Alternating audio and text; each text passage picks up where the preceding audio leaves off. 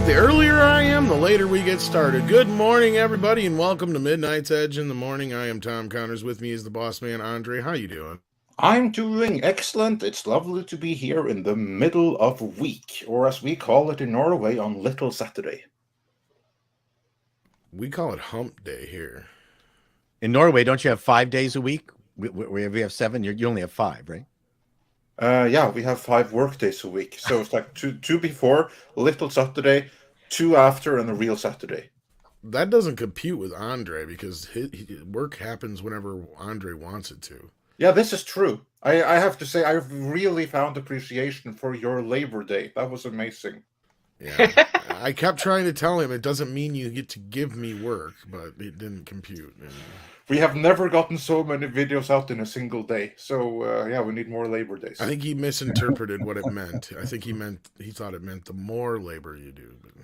Yeah, that's exactly what it means. But no, it doesn't, Andre. I'm sorry to say. Also joining us this morning is the one, the only Paul Chato. How you doing? Hey, I'm good. Everything is rocking. I've been launching incendiary tweets, and yeah, it's been fun. Yeah. Also joining us, another fellow Canadian, Mr. Script Doctor himself. How you doing? I'm doing well. Happy to be here this afternoon. Glad to have you. And we also have coming back from his long trip, Culture Casino. How are you? I'm fantastic. And greetings, everybody. I've been missing you all. Everybody. I'm excited. Were you at that convention in Florida? I was in Orlando. No, he was on the run from the law. Okay, that's not true. But I was in Orlando. It was amazing. I got to meet incredible people, including from this audience. So it was a good time. You know that song, I Fought the Law in the Law.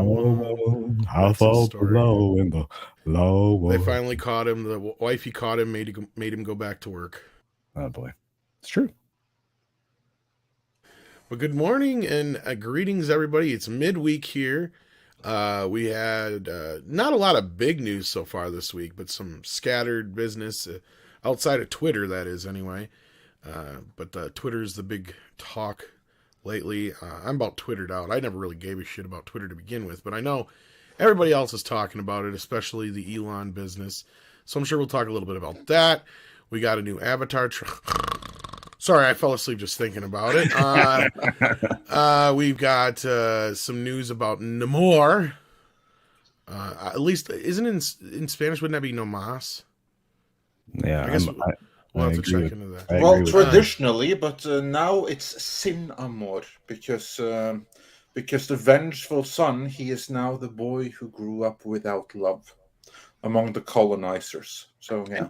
Well, didn't they have to change him because Universal owns the Namor? No, the tall Not 6 foot anymore. guy. not anymore. That's ancient history. They got him back. That's why he's in the movie. Right. I thought they had the same deal as with Hulk, is that he can't be on his own, but he can be with They someone. used to. That's exactly right. But but even with the Hulk was in the MCU movies. All that meant was that he couldn't be in his own standalone Hulk movie because that had to be distributed by Universal. But he could be all he wanted in other MCU movies, which indeed he was. So there was no need to turn Namor into Namor. Nope. No. None. See, No, Universal and Marvel Studios had a pretty good deal going in, but when Disney got their hands on it, Universal then got told to hit the trail, so to speak. Yeah, because even then, at least, Universal was allowed to, like, they were all for making Hulk movies and stuff like that, but Disney, they found out the loophole. As long as they didn't put Hulk in the title, Universal didn't have to be involved. So they would just continually throw Hulk into other things. Yeah. Anyhow, we got a super chat that we missed on Monday, Andre. What? Here I leave for just an hour and a half in the middle of the show and we lose a super chat. What is this? I don't know. But anyway. Satyendra and Donnie Banerjee, I'm really probably screwing up that name and I'm really sorry, says you guys should check out the 1990 film Lisa. Never heard of it. I think we were talking about scary movies. Yeah. We need thanks thanks for the tip and apologize for the movie tip and thanks sorry for being late in bringing it up, but Yeah. It was left behind, but we came back for it. So then it's Heads will roll. now they would have rolled if it was 2, but 1 we can. It hit. Dr. Long Dongler sent us our thumbs up for the day. Thank you for that, Dr. Long Dongler, reminding you to hit that thumbs up. Heads will roll, Mop. Yeah, I'm going to be in trouble. Then we've got a member chat here from Big Daddy MRI, who's been a member for a year. Happy anniversary. And he gifted 5 Midnight's Edge memberships, one to Scott Cook, Dreamer84, Blakia, Dr. Dragon, and Mr. Nash. Congratulations, guys, and thank you so much, Big Daddy MRI. We appreciate the support. He's also a mod. Pinochet's Helicopter Tour says, meet the new boss, same as the old boss. Government to Elon. He literally appointed the same people who banned everyone onto his new council. Was too good to be true. Elon got bent over. Well, that's not kind true. of reminds me of the Chapek news. There wasn't the same bunch. Yeah, I have not heard anything about this. Yeah, I haven't heard about this, but yeah. And if it was the same people, I would like to read some more about this. What I do know is that the real heads of the dragon there, he decapitated every single one of them and basically called them traitors and commies in front of the world stage and said he fired them all with costs so they wouldn't get any payouts. It would be very weird to do that and then go straight back to the other thing after publicly humiliating Hillary. I think and certainly hope there may be more to this. But this super chat is literally the first I heard about it, so we have to do some research on this before we can speak on it in any kind of greater detail. Well, if he's going to do it with cause, he's going to be up to his armpits in lawsuits. Yeah, but they'll have very little recourse. I think in this case, this kind of crossed over with today's video on my channel, and I mean, Pinochet's correct. I mean, one of the people that was really a problem and has some very ridiculous takes out there on the internet is this Yole guy. So we'll have to see how things shake out. But since we're talking about it right now, Cultured, can you give us the lowdown? Who is this Yole fella, and what's this guy up to, and why the hell is he still there? So this is funny because early on in the process, Elon had to come out and defend the fact that he was keeping on this engineer / activist type person, Yole. Perhaps somebody in the audience will be able to give a more, a bigger outline. But this person essentially has some very bad, very ultra progressive takes that basically have said some of the hyperbole things around anybody who happens to be on the right side of the equation. And Elon Musk essentially defended him, saying, look, a lot of people have said a lot of things, going back a ways. And it's essentially, we need to be able to forgive people for, some of their bad takes, basically was kind of how he broke it down. But you have this new, trust and safety council that was put together to talk about some of the guidelines. And at the same time, it comes out recently, in fact, today, as a matter of fact, this morning, that Elon has elected to postpone some of the more spicy contributors to Twitter, their return. He's postponing the return until after the U.S. election cycle. So that certainly is being done for a reason. So it's not great. It's not. And my biggest concern, and I would imagine most people are, is the revelation with the leaks from The Intercept that go back a few days now. That talk specifically about that. And, we can talk about the celebrities as we have here. We can talk about, the ones that are saying that they're going to leave. This is the same as all the people who say every election that they're going to leave and go to Canada if X candidate gets elected. It never happens.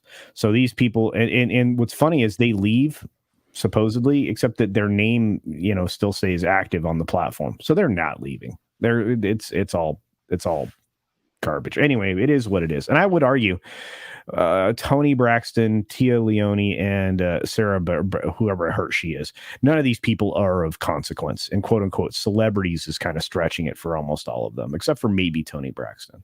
So I cannot believe that we will be missing the insights of Toni Braxton. Yeah. I thought she was dead, to be honest. But, Yeah. Well, she's not somebody anybody has heard of. That's like the last several generations. yeah, not since Unbreak My Heart. That was her, right? Yeah, I think so. Yeah, that was like 20 years ago or more. More. But yeah, Mr. Chato, what's your reaction to these revelations, for one thing? And secondly, are you upset with all of these high-profile celebrities and their valuable life experience and insight leaving Twitter? Well, I just published a video on exactly this topic. Hey, you I did. find it very funny. Number one, go. Like, I don't understand the announcement that they're intending to leave. That seems very almost self-defeating.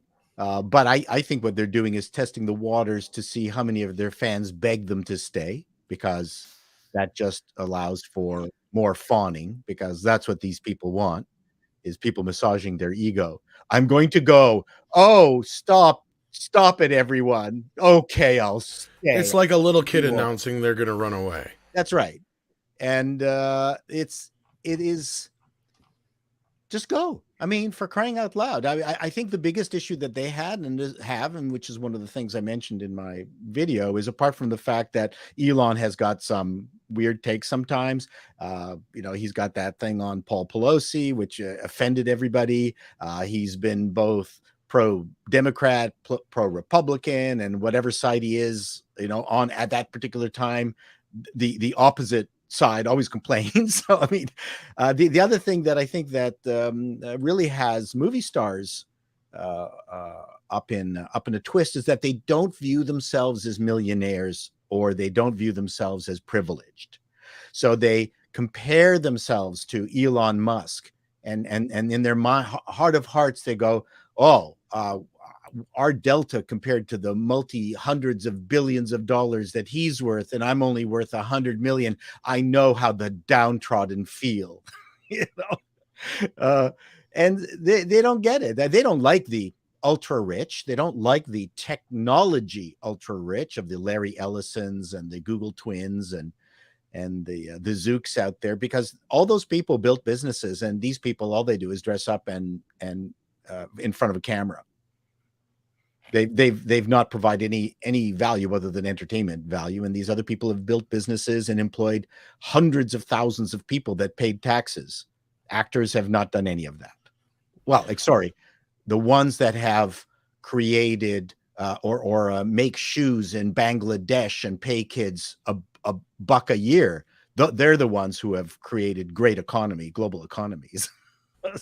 Well, I have very little to say about this sort of thing. The only thing I can comment on is the celebrity side of things and slightly the political side of things. And look, this is where I can see why they're having a big issue. Because social media, especially Twitter, is a big part of their business, right? The studios make big decisions off of how big somebody's social media following is, right? And certain things of that respect. What I see is the problem here is that this reminds me of, what was it, The Atlantic that put out this article? Yeah. That we need amnesty for all the shit that's happened in the last 2 years. That's what this is really all about. Let's be real here. Yeah. They think they're about to be held accountable. Yeah. But like we and everybody else have been for the last 2 years. That's what scares them. And that puts them in a position where they can't control the narrative. They can't control the way that they're being seen as a celebrity. Like, a lot of the ones have left, I'll be real, have been mostly no-name celebrities who nobody gives a shit about so far. Because they're trying to get their name in the fucking papers. That's what they're trying to do. Well, I mean, Stephen King would be the only name of note, and Stephen King hasn't fucking been relevant. Yeah. He hasn't been relevant in how long? And not only that, Stephen King hasn't been Stephen King since he quit the coke. Let's be real. That's what Stephen King was, the cocaine, period. Ever since then, he's been a wackadoo. Is a big enough name. She complained about leaving. But, I mean, I'm not going to diss Stephen. I'm not going to diss... Stephen has said some really shitty things about people in the last 2 years. Yeah. I'll be honest with you. Yeah, but his he actually has a body of work, and That he does. I dare anybody out there who's complaining about him to match. He a claims body he of doesn't work. even remember writing most of those books, which tells me either he was that coked out or he has a ghostwriter writing them all. He was that coked out. I mean, let's just be honest. Dude is king of cocaine. And don't get me wrong, I love Stephen King growing up, Paul. It's just that this is one of those situations where don't meet your hero kind of thing. Sure. Yeah, basically, he's wanted death upon half of his readers the past 2 years here.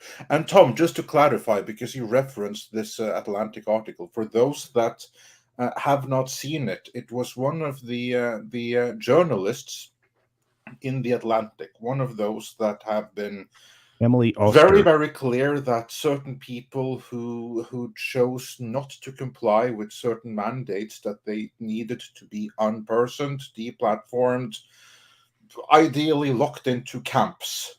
And now, after the fact, when it turns out that the science lied and wasn't the science after all, this person wants amnesty for everyone that wanted to lock up everyone else.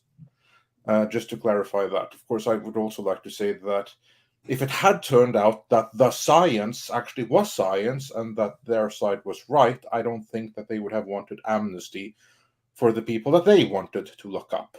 But yeah, it was a specific part of the science, not all of it.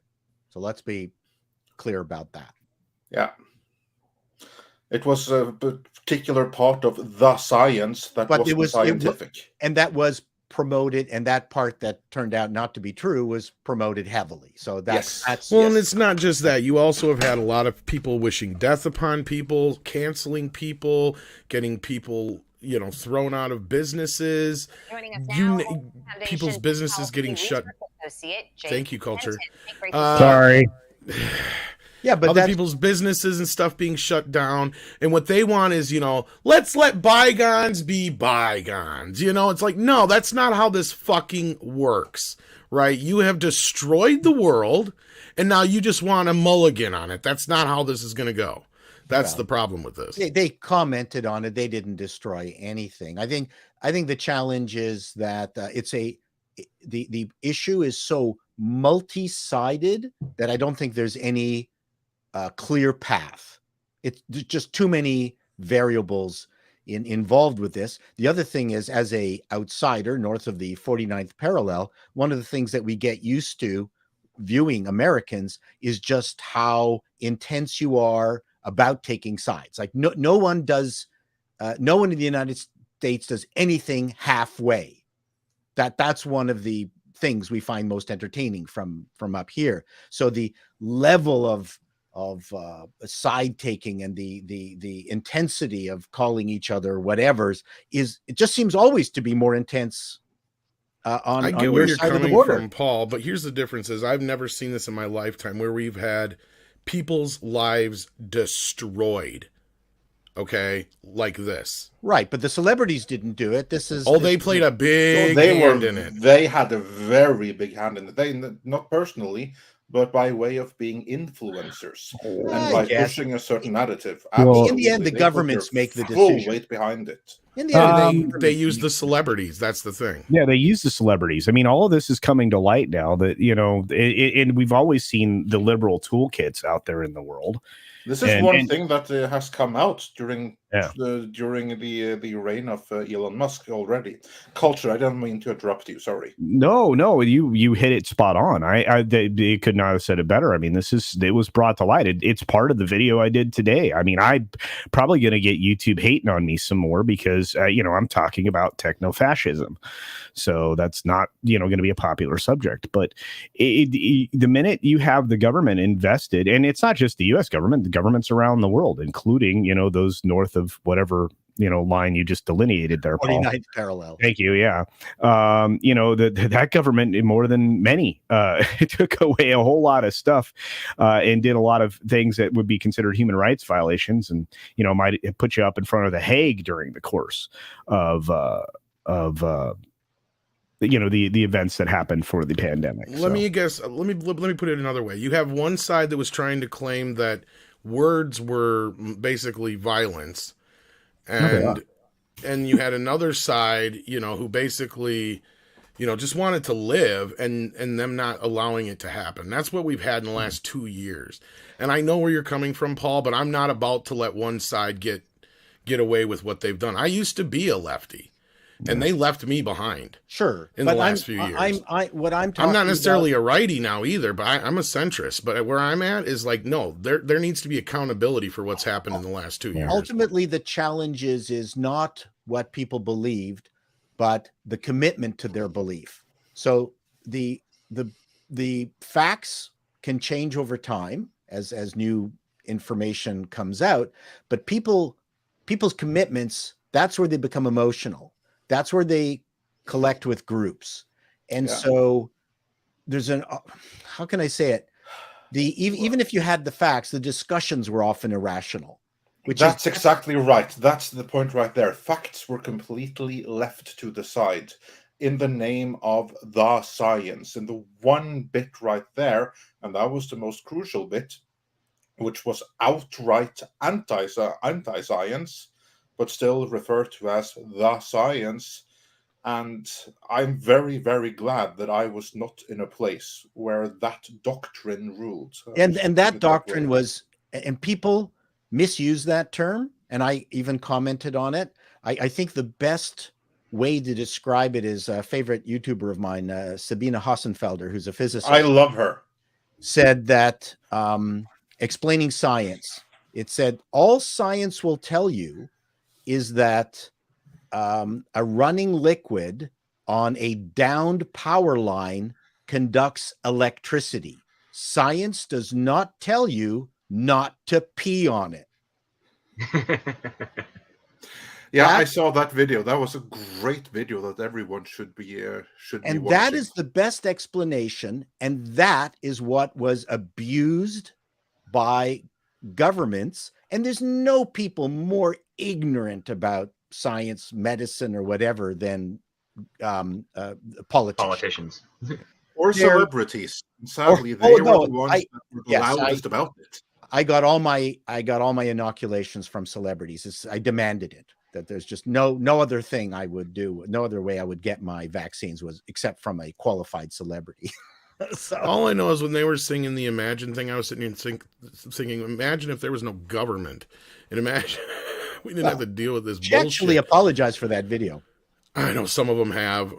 Honestly, at this point, I'm not even sure if John Lennon, he's like, if he was alive, I'm not even sure if he would have been okay with that. Yeah, so my point is people are caught up with the commitment now, and I don't know where the truth is. And he was anymore. A raging wokester back before woke was a thing, right? Like, I was about to say John Lennon, he would have been in front of the line calling for everyone to go to the camps. You sure? I don't know, because that's the thing is some of these old school progressives, a lot of them weren't down with some of this shit, and I use John Waters as a prime example, right? Like people with money, people who want to pay less taxes. One of the funniest routines I ever heard was Chappelle's, where he said, normally I would be against Trump, but I'm making a shit ton of cash now and saving on taxes, so I'm having a hard time. I think John Lennon would have said the same thing John Waters said, and that was that he said before it was the other side trying to silence me, now it's this side. Yeah. And that's really basically what John Waters said. But not to keep beating a dead horse with the whole celebrity side of it. Let's get past that part of it. Yeah.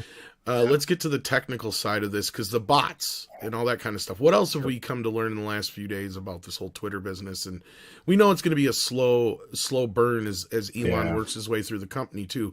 What else have you learned lately, Culture, that you can he's already kind of addressed some of the bots, and you're seeing wholesale losses across the board for some people of followers, and you can't say that those are people that are necessarily leaving the platform. So he's already moved to start to limit those things, although in a recent AP article today it was revealed that a BBC journalist elected to create 5 fake Americans on social media, Twitter included, in order to understand U.S. elections and how spreading misinformation works. And I'm thinking, so in order to look at something, you created 5 fake accounts. Well done. But anyway, now Elon's moving to do that. He's also moving to to fix the imbalance that is there when it comes to verified accounts. So like the little blue tick marks, the check marks. So he originally proposed a $20 fee for getting verified with that blue check mark. He's now moved it to $8.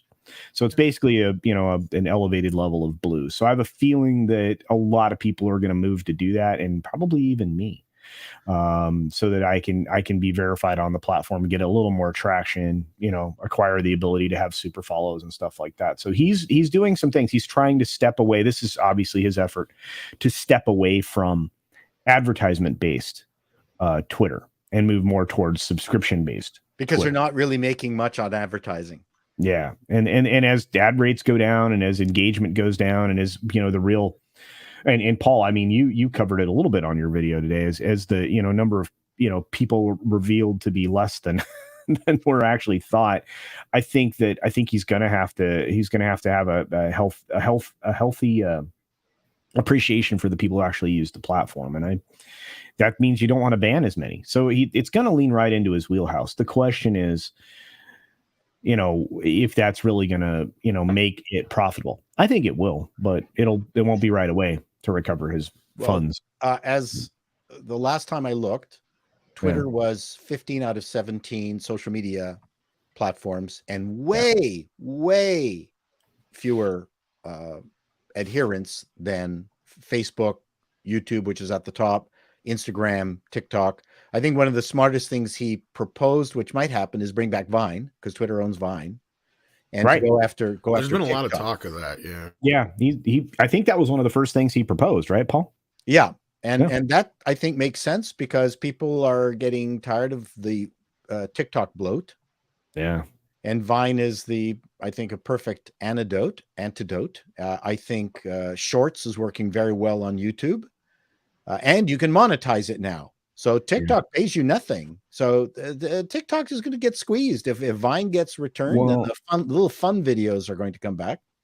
Yeah, and I think to add to that, Paul, real quick, and I don't know if you've heard this, but it seems like governmentally across the globe, TikTok's working its way to being banned in many countries. Yep. Australia, US, possibly Canada. So. Yep, that's correct. So I called it the real Chinese virus built in a lab.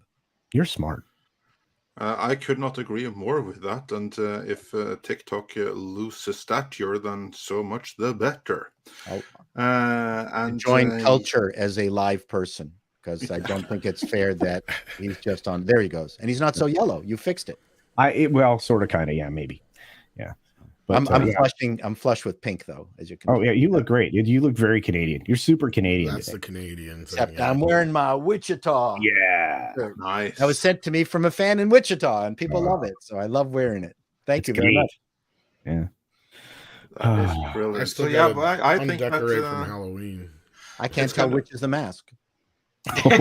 I know, right? Wow. What's better yet is this is a mask within a mask here. That's the even better part. I thought you were on the left there. Yeah, I know, right? See, you can get a little buddy here. Wow. That's very, very cool. I think it's going to be really interesting to see what's going to happen with Twitter, especially after the election, because he said that he's not going to let certain individuals back until after that, which I think might be a good call. I think it's a good call. The main thing for me is people wait 6 months, find out what's going on. A whole crap ton of reporters up here in Canada are mentioned that I'm thinking of leaving. You're a reporter. Why don't you stay on and report on what's happening with Twitter? I don't understand. You're abdicating your responsibility as a reporter by not being on it, because then you can't comment on it. But wait, Paul, you're actually saying that they've taken responsibility in covering things up there? I mean, are you suggesting that right here? I think reporting overall across the board everywhere is a degraded product. Yeah, me too. So that's unfortunate. No, Twitter's fun, and it's fun watching these people self-destruct, and just stop telling us that you're planning on leaving. Bye. That this is not the Mary Tyler Moore last episode where you walk and you turn off the lights. We don't care. No, to me, it's the same thing. Like, because we have a Facebook group too, right? And that's one rule we have is with the mods is like if anybody does one of those announcement things where they're going to leave, because we actually had a quote unquote quasi celebrity YouTuber do that to us in the room itself. And we're like, delete it. Who gives a shit? It's them virtue signaling. It's basically like them being the kids stomping their feet going, I'm running away. Yeah. It's like, go. Nobody gives a fuck. Like, like, I have another way of putting it that. Like, okay, make up your mind. Are you going to shit or get off the pot? Yeah. And then the other part too is that they're viewing Twitter in a very simplistic way, and perhaps they don't know how to really use it in any useful fashion. Ironically, Musk, who is such a troller, he's having great fun, and you can see it, and that's what's I think cool. Yeah, he gets a lot of things wrong. Well, he better have fun considering how much he paid for it. But he could be completely anonymous. Bezos, Zook, the Google twins, all these guys are not front and center. None of them. But Elon Musk chooses to be, I don't know, this skateboarder dude, a multi-billionaire skateboarder and having fun. And on one level, you got to give him credit. I give credit to every celebrity, big celebrity that chooses to engage on Twitter. J.K. Rowling, for instance, she engages. And then there's all these other people who just, what I call, leave the paper bag filled with poo, light it, and then knock on people's doors and then run away. And then you open the door and you step in it. And there's a flaming poo. Bag of flaming poo. I have no respect for someone who drops some kind of controversial tweet and then never responds. Like, I always thought that if you were a blue check, that you would get demerit points to the point you would lose the blue check if you choose not to engage. Yeah, and interestingly enough, Paul, I think actually, this is more a question to you than anything else. Do you think at any point in time Elon Musk is just going to walk out on stage and just say, "I am Iron Man" at some point? Well, he was wearing that outfit. I don't know what that red outfit for Halloween. That wasn't an Iron Man outfit, was it? No, it was some like, from some it was sword and sorcery fantasy. It was some kind of devil's something or another. I don't remember, but no, I think it was a video game thing. But no, like I've already said, I don't trust Elon any more than I do any other billionaire or millionaire. As far as that goes, sooner or later we're going to learn he wants this for some other reason than just because he wants to be cool. But what is the difference between the Twitter run by multiple hundreds of millionaires, right, and now one billionaire? Like, I don't understand that.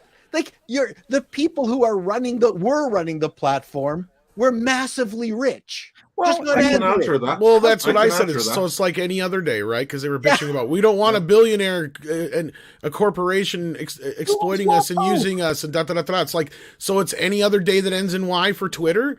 Like, I can answer the difference, though. The difference is that before you had a bunch of nameless, not just billionaires, but trillionaires who come from generations upon generations of money, many of them, and who view the pleb as cattle that there are too many of that needs to be shepherded, and many of them have some very lowly views on their fellow man who they do not view as their fellow man. And together, you just have to look at certain places where their clubs where they like to hang out with their leader Schwab and stuff like that. When they get together and they get the ideas together, that's not good for the common person. One person who is self-made and who doesn't come from generations of that can be very good or it can be very bad. Time will tell on that. But so far, it certainly is some other ideas other than what is being pushed from all of society. Because when you have a club of billionaires, then it's no longer one radical individual making the rules. Then it's going to be the party line of all the corporations that everything is going by, which is basically run by the financial system. It's going to be a tool of that when it's run by too many billionaires working together. I think that's what's happening now. That could be what's happen again. I'm not disputing that. I'm saying it was definitely that before, and that does not mean that it's going to be that again. But Andre, let me ask you, what's worse? A bunch of good old American billionaires meeting on the golf course on some exclusive, expensive golf course. These weren't American billionaires. No. I'm just saying, I'm giving you this choice. Yeah. Okay. A bunch of Elon Musks, although he's not American, he's African. So, went to school in Canada. And so you got these guys who are tech billionaires on a golf course versus the Euro rich of inherited wealth at some kind of economic forum and talking about in their sanctimonious ways about future and how people should act. And what's worse, like I've seen both these groups. I'll take the American billionaires on their golf courses. Me too, any day. I'm not saying that that's good either, but of the two, then that is the one that I think statistically has the better chance of being less disastrous for me. I agree. Yeah, like, their cult meetings are at least outside. Yeah, exactly. They're getting vitamin D. And fresh air and exercise. They got punch and pie. It is so bad listening to the Brussels European announcements made by technocrats surrounded by European inherited billionaires. And here I will say, here we also have my own government that I'm very, very ashamed to see there at the expense of my tax money. So yeah, listening to the Pfizer execs and they happen to be German. I'm sorry, but that adds to this extra comedic. They're going to rule the world sometime. It really adds. This secret meeting has been brought to you by Pfizer. Oh man, it just makes it worse. I can't stand that side of the, I'm going to go to Davos tomorrow. I'm having my teeth cleaned. Yeah, well, we have to be careful here before we're shut down. This is not where I wanted to go with. Oh, sorry. No. Well, let's see what the audience has to say. Let's check into some super chats here. MEitM Maria says, does anyone believe Black Panther 2 is going to do as well as the first movie? Well, we're going to get into this topic. So we will. Yeah. Do I think? No. What about you, Paul? Do you think it's going to do as well as the first? No. I don't Script? think so. Huh? What now? Do you think it? But no, it's not going to make more money than Black Panther or do as well. Culture. As Black Panther. What was the question? Just say that's no. the level of interest. The question is, should grilled cheese sandwiches be cut on an angle or square? I like it when they're cut at a 45, but I will eat my sandwich uncut. Actually, 45 is the best. It makes for more of a sandwich. Gives you. But wait, Script's got a point. What about not at all? No, I said I said cutting it. Don't cut it. No, you got to, because that's the way it makes it easier to dip into the ketchup. Wait. So here's a bigger question: dill pickle or no dill pickle? It depends on the kind of bread that you're using for the grilled cheese sandwich. Okay. Have you ever had a sourdough grilled cheese sandwich? Yeah. Oh, they're good. They're really lovely. good. Oh, and then you really crisp the bread. It's fantastic. Have you ever put Munster as the cheese for a grilled cheese? I've never tried it. It's really cool. It's a really deep, rich flavor. Yeah. So I'm more of a cheddar. Yeah. But as far as the question on the screen, I don't think Black Panther is going to do well. MEitM Maria, I do not. I think it'll be okay. I just don't. It will not compete with the first film. And if the leaks are to be believed, it's going to be rough for people consuming it. And it's just been premiered. Any leaks on people's opinions on it? I mean, it's been premiered in Europe or something, hasn't it? There's been an entire breakdown of this on Twitter. The entire thing seems to have leaked out into the world. So, yeah, I don't think it's going to do as well as the first movie. I don't think anybody expects it to And again, I mean, you have people actively telling you not to go if you happen to be less melanin intense. Well, what I've been pitching is all white people should buy a ticket and give it to a Mexican aqua living individual. Or just go see Black Adam instead. But anyway, go ahead. The underwater Mexicans are sadly underrepresented. I totally agree. That's what I'm saying, is give it to an underwater Mexican. Yeah. Wow. Okay. I think it's telling that I think it's telling that a lot of the marketing now is around Namor, and they've stopped promoting girl power.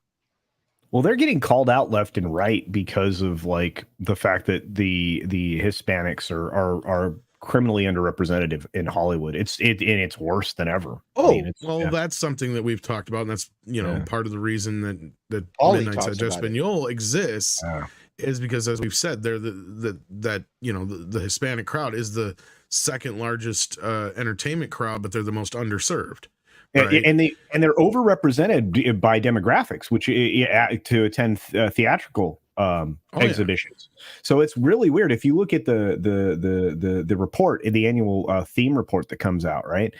That really gives it away. I mean, you can look at the demographic breakdowns and go, look, if you're looking for a representation, you suck at it, Hollywood, and you've done it for a long time. Although Paulie made a very good point, and we should move on from this because this isn't the topic, but he made a really good point. One of the differences is that the Latino entertainment market is very well served in that no one from the Latino market has to go see a Hollywood movie ever.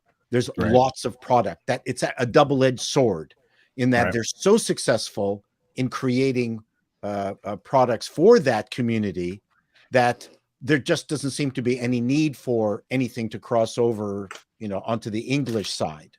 So, that's a challenge. I mean, it's a huge market. South America is a huge market for all this product. And you've got 70 million Latinos in the United States versus 45 million black people. So there, the Latinos outnumber, but maybe that's the challenge according to Paulie. When SDR Redwolf says hell panels, so who saw Santa Claus dressed up like Dracula Monday? This covers a missed super chat. There you go. Thank you for that. I did see that Mariah Carey already had some fun with her song on her deal this morning. That was kind of funny. I had to chuckle a little bit at that. Michael Gonzalez says victims. Paulie, get the hats. Mikey, round up the rabbit chickens. They hungry. Call up Machete. El Mariachi. And Tuco from the Western Gringos. Yeah, I don't know where Mikey's at today. He's probably working, but Paulie should be here shortly so we can get into that. That'd be nice. Dark Winters here and says, should this have been a Namor movie rather than Black Panther sequel since they don't have a Black Panther? Well, it's funny you mentioned that because they dropped a new poster for Black Panther yesterday, and this is what I had to say about it. It's like, oh, I can't wait to see Black Panther. Well, at least it's safe for China. Wow. Wow. Yeah, that's the Chinese poster right there. And for those that don't know, like the major posters for the original Black Panther in China, remember, like in America and in the West, Marvel and Disney, they're all pro social justice and everything like that. In China, they had Chadwick Boseman cover his face with masks to hide the fact that he's a black man, because that doesn't sell in China. Wow. And this, of course, I was trying to find that example. All I can find is the Star Wars one. This is the poster that is for the Chinese market, China safe, or similar market. Yeah. Yeah. For example, like here's what they did to Finn on the Chinese poster. Yeah. So I don't actually have the poster for the other one though, but How do you get a picture published from your computer on this stupid platform? You have to press present.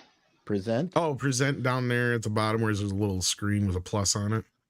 Okay, I just wanted to get some options. We can walk you through it sometime here. It's not too. Yeah.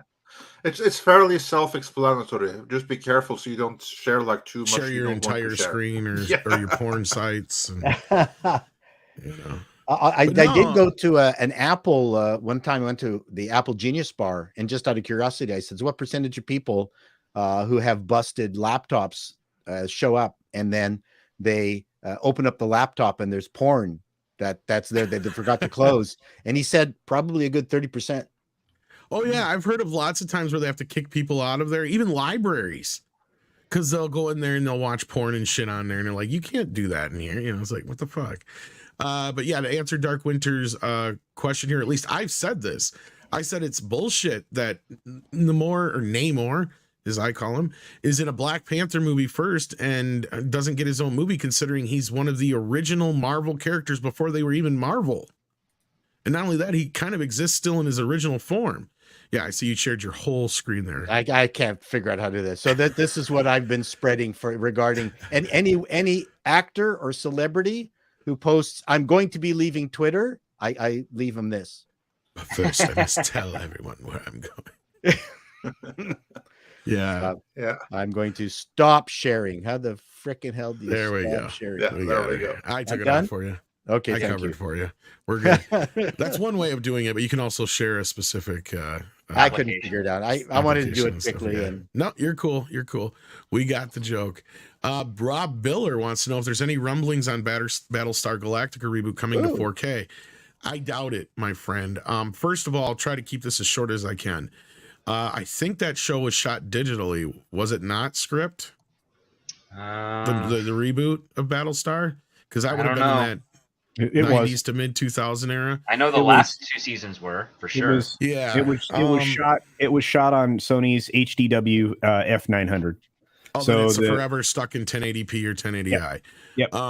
So they could upconvert it, but you're basically just going to get an upconvert. And then you have the other problem is even if it was shot on 35 millimeter, even if it was like the first few seasons were, they could scan that at 4K. But then I'm pretty sure all those effects were done mostly digital. So unless they find a system to upconvert that, then it's going to be a mess. Let me tell you, the odds of getting any TV show that isn't new in 4K are slim to none, because of the amount of work that it would take, the amount of money that it would take. Like a great example is what Robert Meyer Burnett said they had to go through just to upgrade Star Trek, the original series, and Star Trek, The Next Generation. Imagine them having to do that all over again for 4K, right? Paramount would never do that, at least not in the next 10, 15 years. Not until it becomes financially feasible.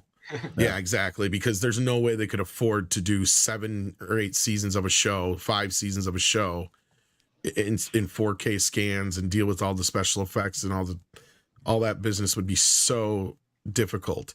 So my guess, Rob, would be never. You have a better chance of getting the original series in 4K before you do the reboot, is what I'm kind of trying to say here. And that's just because they could actually go back and just rescan the original series 35s. And it's only 2 seasons. And to where this would be a huge undertaking. But at this point, 1080 is as good as most shows need to really be. So you wouldn't be gaining much from it anyway, probably in this case. But yeah, I wish it was easy to get a show in 4K, but not likely at this time. Becca J says Stephen King has been woke since he dropped the coke. Oh, probably a little later than that, but because he hasn't done the coke in a couple of years now. Akun in 1876 says, I wish Elon had went full Ari Gold from Entourage mode and paintballed all of the people he'd fired. That'd have been hilarious. You're fired. You're fired. You're fired. Lloyd. It was so great. I Chad love that. Rupnerine says the amnesty thing is like someone starting a fight with you and then trying to call some timeout when they're losing. Exactly. Yeah. Exactly. It's worse than, well, it's even worse than that in some cases, if you ask me. So, and yeah. It was, it has been a real trial, the 2 years. It's been bad for everybody. Yeah. It's one of those things where amnesty, the problem with calling for an amnesty is that you're playing a side as opposed to just let everything cool down, let everybody reconnect, forgive each other on a one-to-one basis and then move on. It's But not you're like also admitting guilt and culpability by asking for amnesty. correct. That's my point. Yeah, but you're doing it without asking for forgiveness, which No, that's true too. all of these people should be Yep. begging for right now. Well, exactly sorry. right. You know, I mean, on one hand, Fauci, you know, maybe deserves to be pillared, but on the other hand, like I'm a systems guy. If you don't follow some kind of process, then it's very difficult to fix. So if everybody is doing something different constantly all the time, there's pretty much nothing you can do to figure out what the better course of action has to be. And that's kind of what I felt happened, you know, over the, let's call it the COVID years, if I'm allowed to say that. Andre, did I just... I mean, I don't disagree with that approach. The other thing, though, is that we were, well, not so much we, but too many politicians were relying on a man who botched the AIDS crisis by doing the exact same tactic then as he did. Right. Like Fauci is horrible. He should have been expunged and expelled and imprisoned for what he did in the 80s. That's in my opinion, because I had family friends that died because of the practices that he talked about in the 80s that I never got to know more than being a couple of years old. So yeah, like that's just the case. But I think the other part too is that it wasn't just it's also a reflection on ourselves, because we as people elected those representatives to be in charge of certain things, and they did not respect at least the majority's request for more investigation, more due diligence on. Well, I think the bigger on. problem, and again, I don't want to get too deep into this. I think the bigger issue here is that now that we actually have some ideas of how things could have went had, you know, things been done differently. We have different countries that did different things different ways. And now we have an idea of what the best route of this could have been for. The problem is you had the vilification of those who were technically right. That's the problem you have, is instead of people actually having a conversation at that time, they shut down the conversation. We are a result of that. We are tap dancing around the fucking subject right now for that very motherfucking reason, because we are not allowed to have a conversation about it, because God forbid you said something that questioned the almighty you know who. But part of the challenge is the motivation of the questioning. So the questioning could have been, I just hate those effing. It could very well Democrats. have been, but and that is that would have been their entire motivation. So how do you have a discussion around that? That's my point, is that it's not about the facts. It's about the people's commitments to the facts. It's the commitment side that has been the problem. I saw it in basically what we're talking about here, and the whole argument taking place right on real time with Bill Maher. Bill Maher broke it all down, and then you had what's his face, Neil deGrasse Tyson, right? I saw who was trying to make the argument for science and all this shit, and he's like, "Well, we don't know. He's like, "Bullshit. Yes, we know. Here's the answers." And Neil still tried to tap dance around it. So this to me is why they're trying to get this amnesty right now, is because they are cornered. And they know they're fucking cornered. And there's a lot of people who don't want to get sued. There's a lot of people who don't want to admit they were wrong. And they did a lot of shit to a lot of people that they don't want to be done to them. So what are the people who were right but didn't know why they were right? Doesn't matter. No, I'm saying they should be left out. Frankly. Well, okay, except that here's really, Chato. So you have really. I know you are. You have this real problem, and I don't want this to devolve into the kind of and Arden Blade says, and this is a good point, even if it's politically motivated, we should have the right to an opinion. And you were shut down by collusion from the technocrats and government, which in this country, I don't know about Canada because you guys are weird, but you are not allowed to do that. That they actually have circumvented the First Amendment rights of people with big tech colluding with government willfully. Part of the challenge, though, is if your opinion is generated by an agenda, is it an opinion? I get what you're saying, Paul, but I think the bigger problem here is this, and this is the point I made at that time. I was able to come out. I worked in radio. You know what I'm talking about. You did too. I was able to come out here and say filth, flarn, filth that I wasn't able to say on radio, but I couldn't talk about a medical situation, right? Something that was actual fucking News. Doesn't matter what side of the aisle I was on, because we're a politically neutral channel. But we just couldn't even talk about it. Couldn't talk about it, period. If you said those words at that time, your stream would get shut down. That video would either get throttled or completely struck down. You would get labels all the time. It was fucking insane, dude. Like, that's what we're trying to say, is you had a lot of people who were literally acting like dictators over one side, just for one side. So to be honest, your point, I get where you're coming from, but I really don't think it matters, because it doesn't matter if they came from a political agenda or not. You had one side that was politically driven that were shutting down the conversation, period. Yeah, regardless of where it was coming from. I'm not disagreeing with you. The biggest tragedy for me whenever I have engaged someone is that I'm willing to have my mind changed. I didn't talk to an awful lot of people who were. Right. And I was somebody who was open to both sides and listening to everything. I wasn't going to deny that there was something going on. But now looking back in hindsight, you know, I see where most of the people that were saying we should have done this instead of the other were right. Yes, and I'm in total agreement. I can see that, and some of that is 2020, of course, and it's that part can't be argued. No. But you have the problem is you have a group of people who actually did things and acted in ways like Yahtzees while they were calling other people Yahtzees. That's what we have an issue with here now. Well, you're talking about an abuse of power, because that's really what it was. The people that had the most control over the thing had their own perspective, and they had their own facts that they wanted to support it, and they manipulated those that had all other opinions. And that's actually an egregious assault on the concept of free speech and freedom of expression. But that's the part that I'm getting to. Yeah, the freedom of speech part is the bigger issue I have. And again, I know you can't, just go out and spout nonsense, and that's what this is about. This is about just being able to have a conversation, right? Like, to be able to talk about it, regardless of what the facts are. We want to get to the facts, and that's even what we do on a daily basis in our show, right? And that's why it's relevant. Yeah, because we do it for Hollywood. We don't do it for the real world, but the real world encroached on everything in Hollywood in the last 2, 3, 4 years. Well, that's the problem we've had. It's been going on longer than that, Tom. I mean, this has been a slow progression of things. Well, I'm talking about as far as like our reporting and what we've had to deal with here. Yeah. That's what I'm talking about. Yeah. You're right. Listen, social media is not the place for nuance. No, absolutely not. And that's why I love the discourse we have here, because that's the thing, is we can actually have a fucking conversation.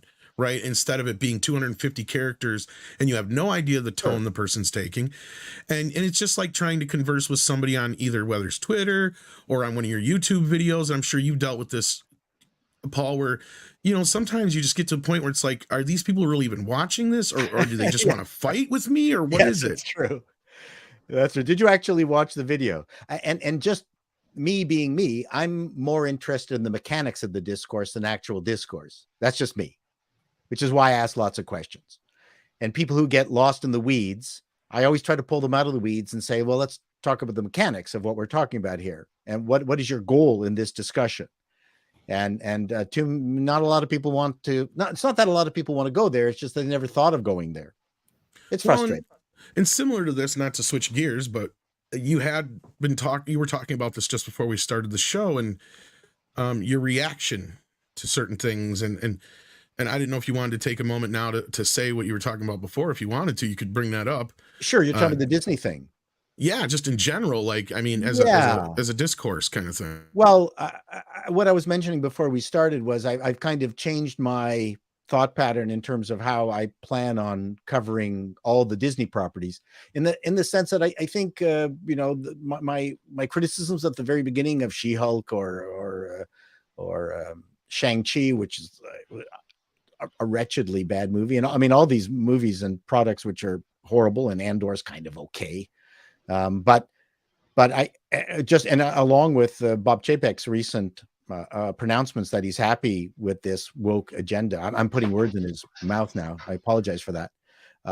I just don't want to do videos complaining about Disney if they're not even going to try. So if a show comes up or a movie comes up that's good and people generally laud it, then I'll say something good. Then I'll be part of the pack of people who are extolling the virtues of that particular TV show or movie, but to endlessly complain about the garbage that they make and how they've twisted our popular entertainment into unrecognizable blobs, I'm going to stop. Like, I just don't see the point. I feel like I'm Charlie Brown, and Disney is Lucy, and she's got the football, and I'm going to, kick. And Disney promises, no, this time it's going to be good. And then every time I try got to a kick contract. football, yeah. And so Funny thing though, it's not notarized. And I think Disney's a lost cause. I think all the products, they've ruined everything. And maybe Guardians of Galaxy 3 will be interesting, but I mean, I'll be there for anything good. And I've decided not to complain about the stuff that's bad, because She-Hulk was an absolute disaster. And there's no amount of complaining from my end, at least, that's going to change Disney's mind that they got to do it differently. Because from everything that I've read, they love internally what they're doing. And Chapek has said that himself. So whether he's just talking through his hat or not, supporting his internal people, I don't know. But I'm just not going to make videos on the crappy shit that they make. And I'll make stuff on only the good stuff, which means I won't be doing anything. You know what about about Chapek? I thought that he was gaslighting the gaslighters and talking through his mouth there, but we have had some more recent information come to light, which has me second guessing that. So we'll be putting a video. So you believe he is actually defending the wokesters within Disney? I don't know that I would go that far, but either he is still playing for the chess, because I've heard some things from within Disney and within Marvel, which only goes to show how deep that rot goes. And the only way to fix it, I think, is fire everyone. Everyone, every last individual currently working at Marvel Studios has to go. It cannot be saved. Everyone, from Kevin Feige down to the lowliest accountant, you need a complete change in order to salvage that. Is what I'm inclined to believe now. Well, they seem to be taking hits all the time. We'll see what Black Panther 2 results in, but I just don't think they care. You know what? We've got Paulie in the back here, so let's bring him in here real quick to talk about that. But before we do get to that, let's finish up these super chats with the Twitter, COVID, all that business. Now, I don't want to get into a bunch of, because we already discussed it to death. So I'm just going to read these, and if Paul or anybody wants to comment real quick, let's do that, but let's not dwell on it too much, so we can get to the other stuff. Shadow banned worse than we already are. Yeah, that's the main thing, is I don't want to get in trouble. Adam VM said, or THM says, Canada isn't safe haven from this as well. You locked up truckers and called them Nazis over a protest. Don't act like you don't import our crazy. Well, that's of course. Well, we didn't argue against that. We saw what the government did in response to that. There was a lot of people. We're not saying anyone's exclusive or different. No. What you're talking about here is a global narrative where a lot of people decide to do the same things from different countries, and that's what's concerning. Yeah, and you have to understand what went on there. And I'll just briefly do this quickly, and that is our wonderful Prime Minister, who is forever feeling guilty for his upbringing. Haircuts and upbringing, privileged upbringing, made a tactical error with regards to forcing the cross-border trucking to adhere to COVID restrictions. It wasn't necessary. It was putative. And a bunch of people who never liked Trudeau have always hated him. That was kind of a spark that gave them an excuse to come to Ottawa. There was no freedom fighting. These were people who were promoting Trudeau leave, like, please go. Well, we have a democracy occasionally, and you vote. That's how things work. So Trudeau made a tactical error out of, I guess, arrogance. A group of people who always hated them used it as an opportunity to mount a protest. It was the worst of both worlds. There you go. So I'm blaming everybody all the time, constantly. I don't think there's any good side to any of this. But it all started with our prime minister. He made a tactical blunder. It was a stupid thing to do, and it's his fault, and he needed to own up to it. But, so in many ways, I don't blame the truckers. But on the other hand, they came there with an agenda, and I don't like agendas.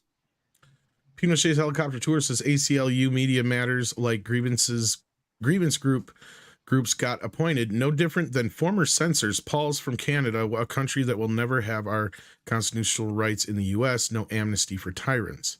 That's funny. We have different rights, but again, tell me you know nothing about civics without saying you know nothing about civics. Rights on constitutions and charters are only as valuable as the paper they're written on, so long as the politicians you elect don't care about them. Correct. So if they care about them, they're useful. If they don't care about them, doesn't matter that your constitution has your amendments. Politicians, if they're in power and they don't care, they will circumvent them and abuse them, and we've seen that in our history over the last 200 years. And then fuck you, Alex Kurtzman says, Andre, thoughts on Simon & Schuster sale being vetoed by DOJ, stock at $16.90 at the moment. I still haven't gotten around to all that Star Trek, CBS, Simon Schuster research because I've been busy with everything else. When I get to it, I'll put it in a video, and I regret that I will just have to postpone until then because I haven't done enough research to have an informed opinion on the matter yet. Yeah, I don't know everything about it, but I'm not surprised. I don't know if Culture has anything to say about this real quick, but we saw this last year with Disney too. They had a huge drop. I'm not going to be surprised, and Warner Brothers earlier this year too. Didn't they have my point is, I'm not going to be surprised if each and every one of these studios suffers from one of these huge drops at some point in the next year or so in their stock. I don't know if it's going to get as low as some people think it's going to get, but we'll have to wait and see here. I don't know if they're panicking as much as some people say they are either, but I don't know as much about it either. But Culture, what do you know about? Well, it's funny because that the Simon Schuster deal obviously plays into what's going on with Paramount Global and their stock collapse. They had very poor earnings in the most recent quarter, and it's paired with a lot of things that we knew were going to happen in the entertainment industry and across most media. You're going to start seeing large scale layoffs. They've already talked about it, at several different levels over there at Paramount, and they were counting on the money from this purchase by Bertelsmann because they're reporting it as, well, Penguin Random House. No, that's Bertelsmann. Bertelsmann is a monster who happens to own Penguin Random House, right? And so that merger that was supposed to occur, that isn't going to happen. So they lost it over a technicality, basically. No, it's not really a technicality. It's they were trying to weasel it in as this little company was trying to buy it, basically. Well, I mean, that's how they obfuscate it. Obviously, DOJ and everybody else isn't going to be fooled, especially people who pay attention. But the goal there it was not accomplished. So there's a lot of things that happen every time these types of deals fall apart. They fall apart for a reason. Everybody is recognizing that these monopolies, because that's what they are bad. They're bad not just for competition, but because they're granted too much influence, too much power. And so, Paramount Global, was trying to shake off, an element that they didn't have a need for anymore, and it didn't work. And so that's going to continue to happen. But it's an interesting thing. How is the Walmart deal going to possibly affect a lot of this stuff going forward? Hard to say. I'm like Andre, I'm going to want to read some more. I always want to read more. Okay. That's why I'm not like freaking. I like going, that's they're ready for a death nail, is because they've got this Walmart deal. So I think that's kind of one of their ace cards in the pocket. Well, and you have to consider Paramount Global also just announced that they were going to be part of Virgin Media. So, and you're going to start seeing, this is something that I was going to report as a story. I still may do a video on it, but you're seeing these streaming services appear on airlines now. You're actually streaming Netflix and Paramount and other things. So that's going to be the new thing when you travel, is these streaming services. So just be aware. Paul, since you come from the television world, anything to comment on the CBS side of things or anything? I know nothing about it. Okay. Just thought I'd give you a chance just in case. Anybody else? I could have lied and you would have believed me. I just wanted to make sure. I suspected that Simon & Schuster wouldn't be able to be sold, but I didn't. Just because, again, it's some companies are getting really, really big, and I think finally the courts are realizing that this is a bad thing, and they're looking for any sort of technicality they can to get out of that, because they realize that monopolies are bad for economy and also bad for communications. And they're bad. They're just bad. They there's no innovation or competition. That's bad. And just the one final, nail in that particular coffin. That is a $2.2 billion payday that Paramount did not get. Yeah. It is getting tiresome that all these companies are buying properties and not creating something, which is terrible, because with Paramount's association with Simon and Schuster, they have a back catalog of stuff they could be reprinting, republishing, and also remonetizing in other forms for their studio that they all that stuff, have to pay rights for, and they're not doing it. So, well, just as Egon said, print is dead. Marksman of 11-7B says, one of the COOF does remove the right people passed away the other day. Talk about horrific irony. Saw Michael Malice talking about her. Well, these things will happen. Pinochet's helicopter tourist says, facts may change over time, Paul, but things people don't want and should never be forgiven. No quarter should be shown to the elites who demonized. Well, yeah. We're only going to get more elites. I'd love to pitch in on this. I don't know what to say. As a brown man, United Farm Workers is a union that's been around since the 1950s. It was founded by Cesar Chavez and Dolores Huerta. Okay, they've had their problems with contracts and deals, but over the decades. But basically, what they were asking for, always to this day, is a fair wage and livable conditions, right? So for the last 2 years, a new bill in California that would have given the union more leverage, let's say, in their dealings. 2 times it was vetoed by that MFer Gavin Newsom. Okay, and let me tell you, there was nobody more in bed with him than those leaders. So what was his motivation? Okay, hair gel. So it wasn't until there was a massive protest, a sit-in at the Capitol this year, just last month, that this guy, he was gonna, for the 3rd year, veto. At the same time, homeboy had his wineries running and working, expanding during the last 2 years.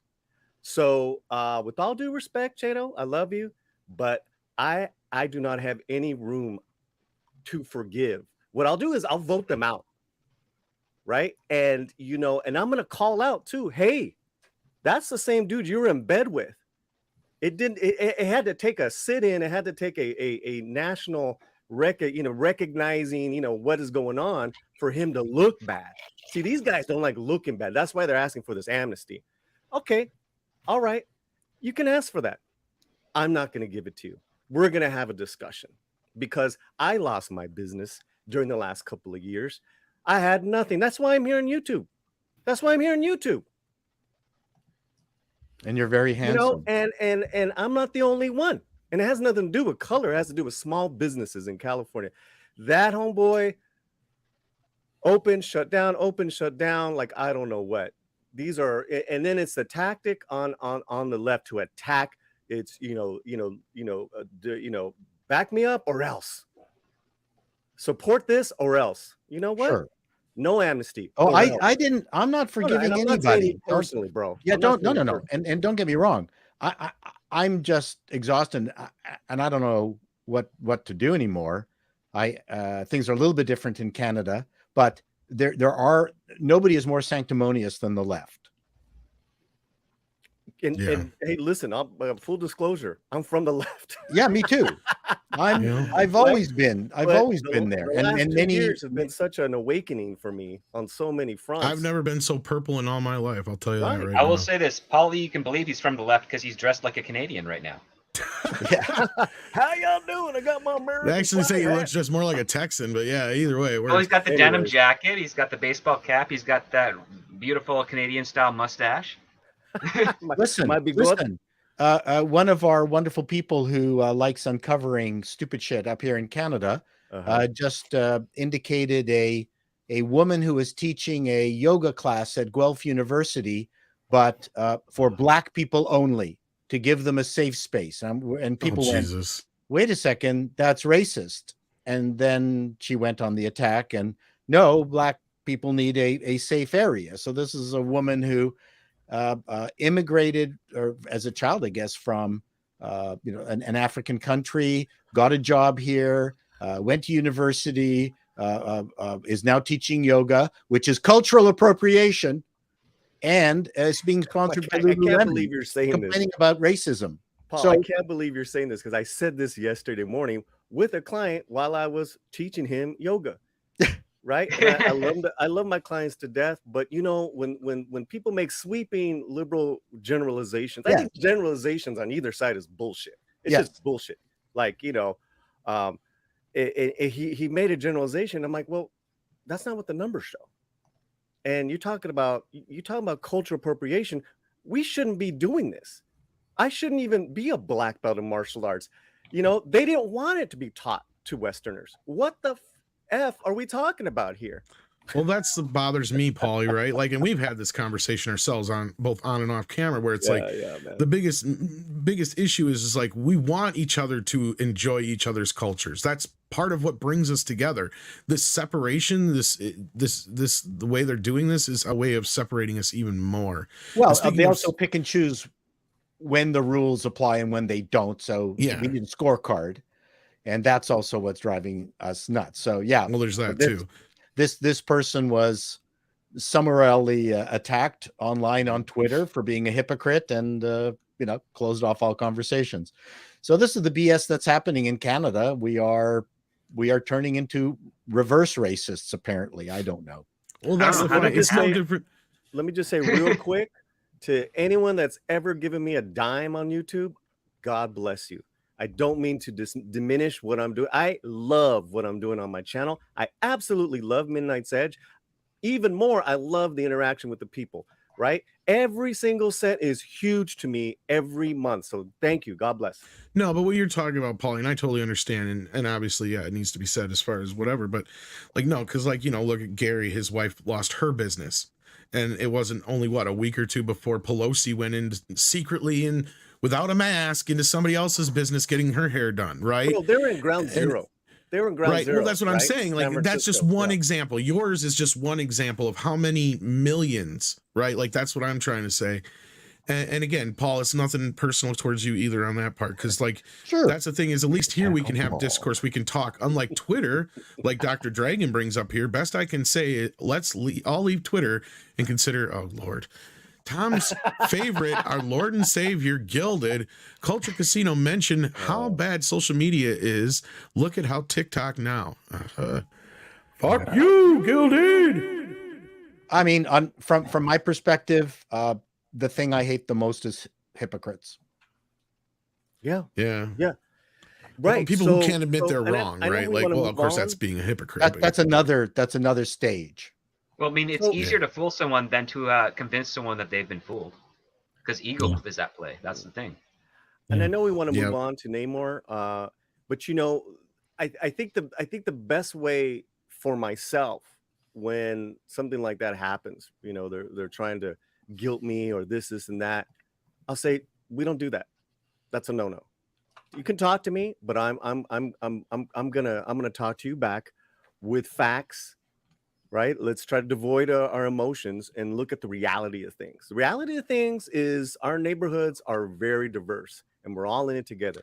So Yeah. get the hell out of here with all that crap. And I up here in Canada, we had our medical officer, Dr. Tam, who at the very, very beginning said masks, don't get masks. They don't work. That's what the WHO said, the World Health Organization. And then later on, it turned out that actually wasn't the case. At least at the very beginning, masks were a very good part of the entire program. And then she came back and apologized. So You almost never hear that from any government official, and that Honestly, was well received. I was She also talked about the strange habits for oral sex with masks. I mean, like, she was just a crazy person. Well, Dr. Chan? You guys are really Yeah. burning me up right now. You guys are really putting me on fire because politicians are egomaniacs. They all You are got on a both sides. politician Yes. who degraded blacks and Latinos, and he won't step down. How bad does that look? What a piece of what? Because it's all about his career, all about he could be the next this, he could be the next that. You know what? You messed up. Get out of there. Get someone else in there. But politicians are just. Well, he's the best WEF flunky they have right now. Well, they're basically actors in a sense too, right? Like they just want to be admired, they want to be loved. Their job isn't to make our lives better. Their job is to get reelected. Don't ever forget that. No matter what side they're on. Better. They definitely don't make the lives hell of many no. Angelinos better. Because many Angelinos pay a lot of money to live here, to work here, and there's a lot of crap going on. And I me personally, I want a whole new city council and a whole new mayor, and let's get some action going because anything that's laced with identity politics, it doesn't work. Well, on this whole thing, policy. we brought up the Imagine video, and that's where John Lennon came into the discussion. No, that's fine. And he has some lovely flowing hair, and somebody who also does his Culture Casino, and he has to leave us here. But before he goes, I'm going to read this. In JWT 6577, I love your icon there. That's awesome. Lennon had the heart of an old-fashioned internet troll. He'd probably have been amongst the canceling during all this. I agree with you. I think he would have been right next to Eric Clapton. Like, people forget that a lot of people from that area, like George, I don't think, well, Rogers, he's a bit of a weirdo. Yeah. I don't know about him, but like, this is one of those things. I could be very wrong, but I agree with you, JWT. And with that, Culture, what do you got going on? What do you got? Plug on your way out the door. Oh, yeah, sure. I dropped a video today that YouTube probably doesn't like a whole lot. So check that out. It's about the rise and the environment we live in and the modern techno-fascism. I've got, obviously, the 6-minute daily for the next couple of days. I'm back to content creation, so you'll get to see a couple bit more videos this week.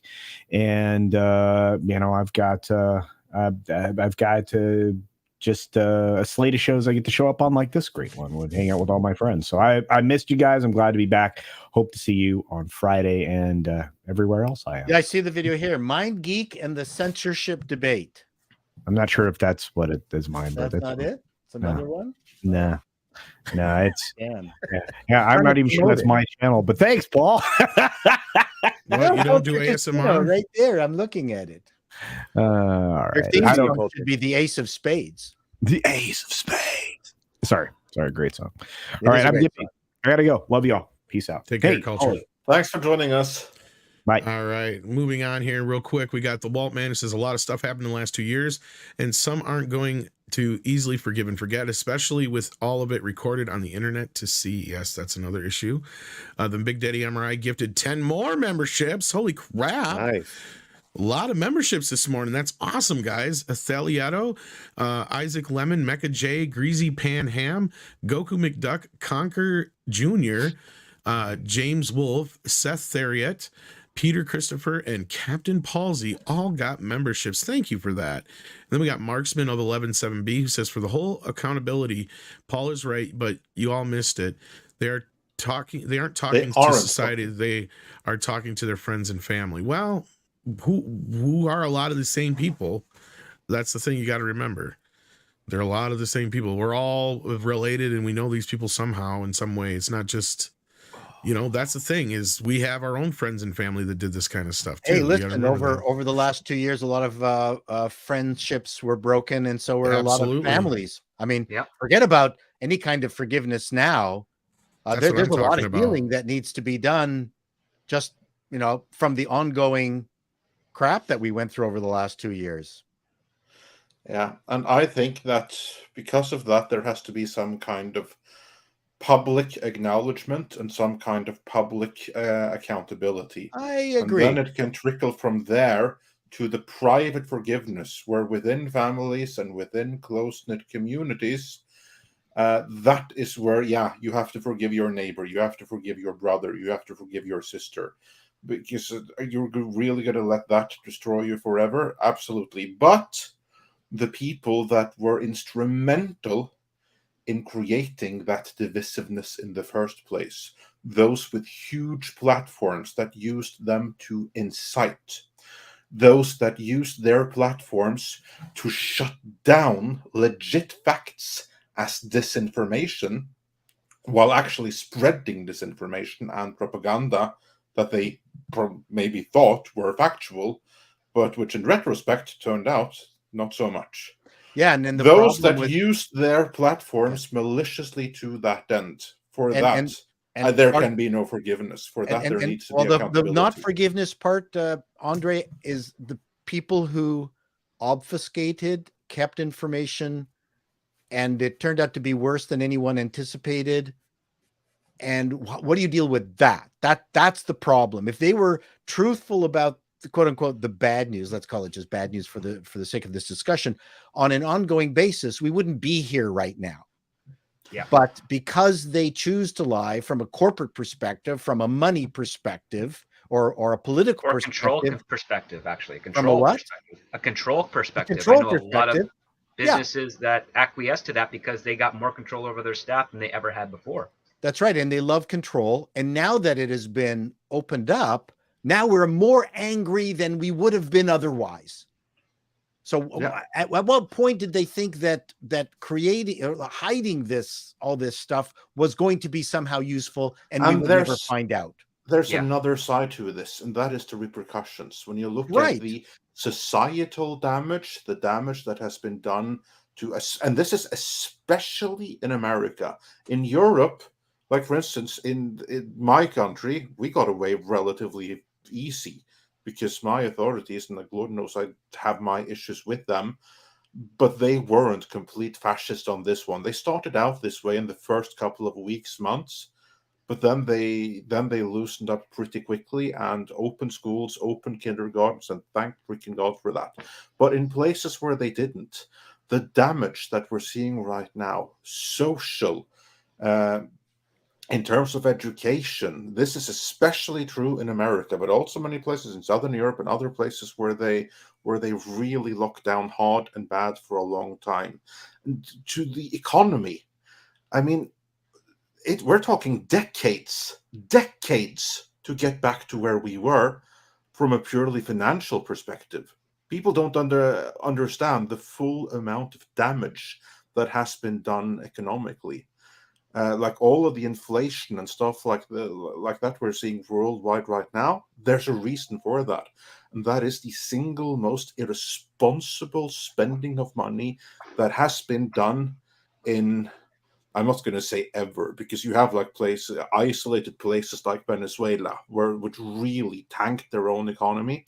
But it's like that on a near worldwide stage. And some people have done it, and that's not going to go away. Those are bills that have to be paid, and they're going to be paid by way of less infrastructure, less social security, less of all of that, the lifestyle that we have taken for granted, less of that for generations to come. And for that, there needs to be hard time. I think the initial panic and the reaction to the initial is justified. Right or wrong, the initial was justified. Okay, so we're in agreement there. I agree that initially it was justified because we didn't know what was going on. After that, like a second and third lockdown, all that was criminal. That was criminal. So and I don't have any issue with and that's kind of where I'm coming from too. Yeah. I think that's where we and that's where people get like really angry when they start like talk about, we need to give amnesty. No, the people that did that was legit crimes against humanity that it will take decades for society to get back on. Like for me in Norway, I don't really have that big objections to what was done here. We locked down really hard that for the first couple of months when we didn't know. and I have no issues with it because we didn't know. We didn't have so much data that then you wanted to be on the side of precaution. And the moment that we got more data, then credit to my authorities right there. They let go. They gradually reopened, and then they opened complete. Like the last 2 years, everything has been normal here. Everything, and so kudos for that. But still, others didn't do that, and that has crippled our economy too, just by way of like trading partners. Our economy in Norway is suffering because of what was done in the States and among our major trading partners in Europe. Because of what And they that's what- did, we suffer too. And that's what Bill Maher and deGrasse Tyson got into it about, I think, mainly. And here's the thing, is I'm somebody where it was probably so easy for me to become a centrist because I'm somebody who's always believed you need at least both sides, if not a third side even.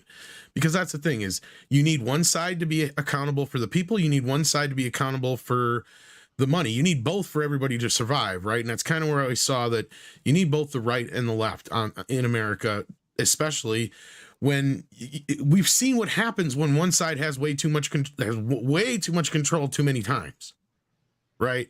And that's a big problem. And I think the biggest issue we've had here in the last, say, 10 years, at least 5 years especially, is this inability to talk, right? We saw this first kind of creep in probably in the last 30, 40 years. It probably began with Nixon, and it hasn't ended since.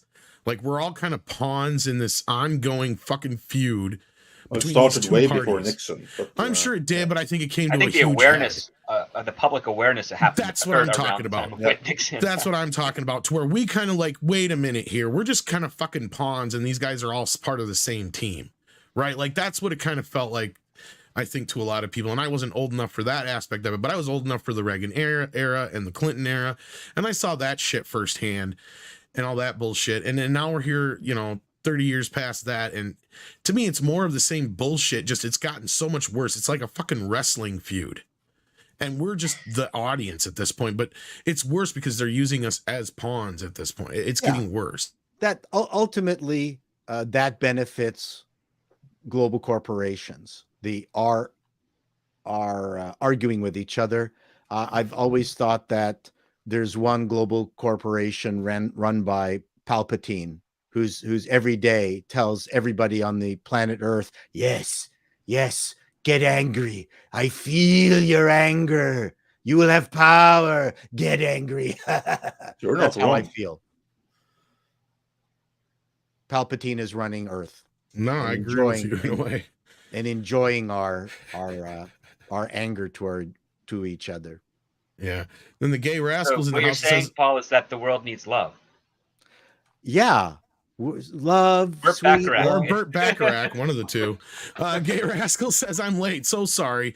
Makes glamorous entrance. Of course you do, Gay Rascal. Of course you do. I think what we need, Script Doctor, is Ray. That's who we need. A ray of hope. Ray, yes. Or at least with 2 lightsabers. Pinochet's helicopter tour says Facebook groups. What is this? That's so 2010. Where's Gilded? Fuck you, Gilded. Yeah, I wish we were all nicer to each other. And I don't think social media has helped much at all. On the contrary, that's the worst thing to happen to humanity. But moving on, we have plenty more things to discuss Yes, here and more chats to go through. Let's get up to the T'Challa news here, because we got 1 or 2 more super chats and then we can get there. Pinochet's helicopter tour says the fact that DHS links implicating 6 main banks, corporations, big tech, and media have been ignored by all media, including Fox, is proof they got Elon. Well, I don't know much about that. Like I said, I gotta look into that, and Culture's not here anymore. So, yeah.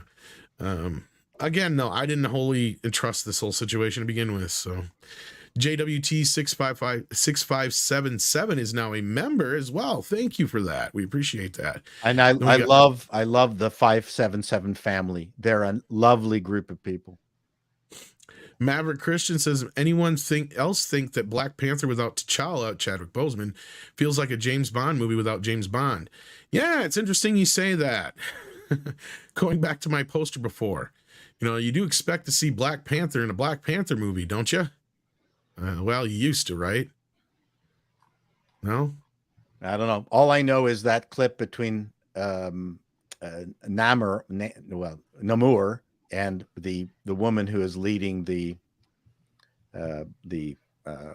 Wakanda folk. Can't remember her name. They have this big, long, extended discussion around each of their cultures and what it means to them. And I thought, can't they go out and like beat up an alien or something? What's the time? Like, aren't they clocking in or out? Like, at what point do they start beating something up? I don't need to hear about each other's cultural horror stories. Yeah, show me their culture. Don't tell me their Victimhood. culture. Yeah, show me their cultural horror stories. Speaking of cultural horror Well, stories, I didn't actually see this clip, but yeah, the big story is how Namor is being shaken up, let's say. Andre, how do you want to approach this shit? Yeah, I mean, I sure. thought he was Because thrown in the blender, really. well, let's begin with some history here. And here I really want to have Paulie's take, because granted, this is something that has only been made artificial Latin American history after the fact. It wasn't like that in the comics, but still, I would love to hear your thoughts, because we even get into the Spanish side of things here. This comes to us from Bounding Into Comics. That's where I was made aware of this. Tom, do you have the link to the page? And feel free to put it up on stage, because Marvel Studios executive Victoria Alonso, she explained that they have retconned the origin and the meaning of Namor's name, because in the comics, from what I understand, the traditional way of pronouncing the name has been Namor. And the meaning of the name, ever since the character first appeared, what it means is Avenging Sun. That's a pretty badass name, isn't it? Avenging Sun. Sounds like a heavy metal band. It does that too, and many really awesome names, they do sound like heavy metal songs. I mean, there are some Vikings that even have had like metal songs written after them because their names are so metal, like Eric the Well, Red. I mean, that sounds like a Norwegian metal band. Yeah. But We're Avenging Sun. Because Victoria Alonso, she spoke to Deadline Hollywood that even recorded her, where she then explained that they have retconned the name, because Namor is no longer pronounced Namor, it is now pronounced Namor, which is more like Spanishified, and it is derived from El Niño Sin Amor. Sin Amor, Namor. That's basically the origin of the name. So Namor, instead of being the avenging son, he is now the poor little boy who grew up without love.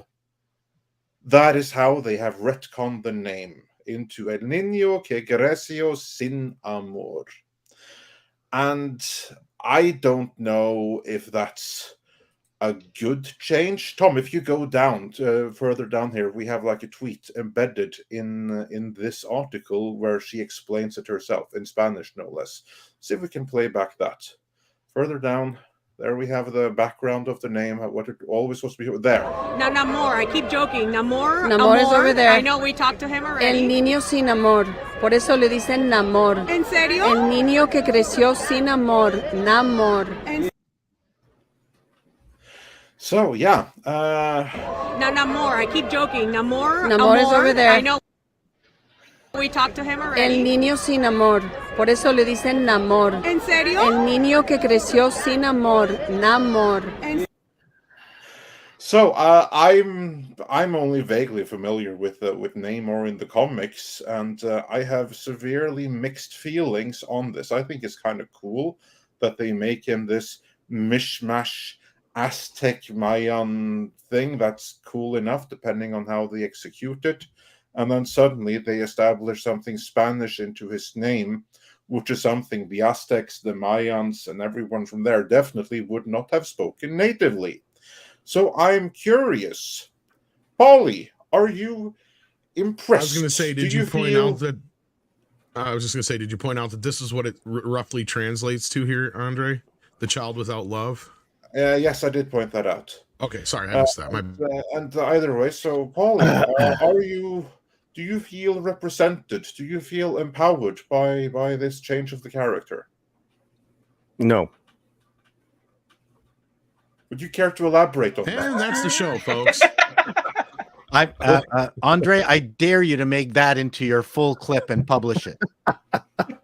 That's Yeah, I'll Johnny clip Chat that. tonight. I'll clip that. I want to thank Paulie for being here.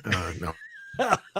For further analysis, catch me on Latino Slant and Midnight's Edge Espanol. Okay. Either way, I did a play on this video because this was from a few days ago where I took her clip and then I clipped it with Juan Gabriel singing a very sad song because I thought I actually think she was joking. And if it's serious, this is a complete disaster. I thought it's a play on words, and she's talking in Spanish with a Spanish speaking reporter, and the reporter saying, "En serio? Are you serious?" Even she couldn't believe it. Well, no, what I'm saying is that what I took from it now, I didn't take it as she, that she was, this is really, this is going to be the movie. Now, if it is, complete disaster. I just took it as she was doing a play on words. Namor, sin amor, namor, na amor, no love. But so again, I took it as a joke. I made a short clip where I interspliced it with Juan Gabriel singing a classic Mexican sad song, and then I showed some images of bug-eyed Namor, and that was it. I'm speechless. If it is serious, The vast majority of people do not know who Namor is. So when they see this movie, they're going to see Namor for the first time. And I don't think it'll matter. God, I mean, what I do know is every time I put up a Namor clip and anything that has to do with the Notch the last couple of years, we're getting a lot of response on my channel. And yeah, I mean, if you're saying she's an egotist and she's not joking, like, listen, then it's problematic. She seemed pretty serious to me. I mean, I'm just going off of my observation, but again, either way, it's a disaster because it's like if she's serious, then it's a play on words in Spanish. Now you're making his origin story a thing of Spanish conquest and that's the irony. Mayan indigenous people. Correct. That's the irony. Now, sorry. Your laundry's ready. That's my dry. Now, I've said this before, and I'll say it again. What it comes down to is this is Coogler's Namor, whatever you want to call it, right? This is not MC. This is not the comic purist Namor. This is Coogler's vision, and I think it's interesting as far as what he's when I hear him talking about it. Anything else that has to do with representation or identity politics, I'm out. I tune out because at this point I just want to see the movie. There's one acting scene that they showed. I was really not happy with it. Not just because Namor and the Notch, the acting was bad. Everyone in that scene was bad, and cinematic wise, it looked like they were filming a play. Okay, hold on. Sounds like you're wrong to me, Paulie. He's got his own buzzer. Yeah, he's got his own buzzer. He's rushing to throw in the scented pad into the dryer. The dryer sheet, yeah. The dryer sheet. Yeah, it's my dry. Sorry about that. Never use dryer sheets, everyone. All it does is add plastic to your clothing. That's the trick. Never use dryer sheets. So I don't know where were we? Namor No More. Looked boring and didn't have a performative the nature scene. to that incited. Yeah, you're talking about the scene that you were unhappy with. The scene where he jumps out of the water and he's all scared and bug-eyed, which I don't know why Namor would ever be scared. Well, he's a loveless child. He didn't have anyone to love him when he was growing up. So obviously he's scared. I hope not, because they show his mom, and there's images of his mom in the film. I don't know, which it looks lovely, whatever. But listen, people are just gonna not go and see this because of there's so many reasons, right? Like what Tom, as far as the treatment of Chadwick Boseman's legacy, and then just the whole reimagining of Namor. The poster with that Aztec headdress is pretty cool. It's all right. Here's the thing: is that I've seen better Aztec headdresses on dancers over there at Olvera, and which you put money into their, into the G-string. I get it, but but yeah, no, but it looked really neat. I mean, I'm just being completely honest with you. That's just that poster looked pretty badass to me, and I don't know what its meaning is. But a question: is he supposed to be ageless? Is he supposed to have been an Aztec or Mayan? I mean, the Aztecs are in Mexico, Mayas in South America, correct? No, they're all Mexico. It's a different part of Mexico. Oh, sorry. Okay. Mayans go down a little bit further to Central America, but they're making this iteration a Yucatan Peninsula Mayan. But he's modern era. He's modern era. He's not 1,000 years old. No. Well, yeah, that's certainly would be true to the comics, because of the comics, Namor is not 1,000 years old. He's very much of the modern age. Of course, he's like an ancient character. I think he was like made in the 30s, but he's like a contemporary dude who is kind of like Spock, half Atlantean, half human, which is why he doesn't fully belong in either world. And he can kind of like walk in both worlds, because he can pass for a human, but he has the strength and the endurance and everything of the Atlanteans, who are at the bottom of the ocean and have to survive the pressures of all of the ocean above them. So that's gone now. He's no longer that.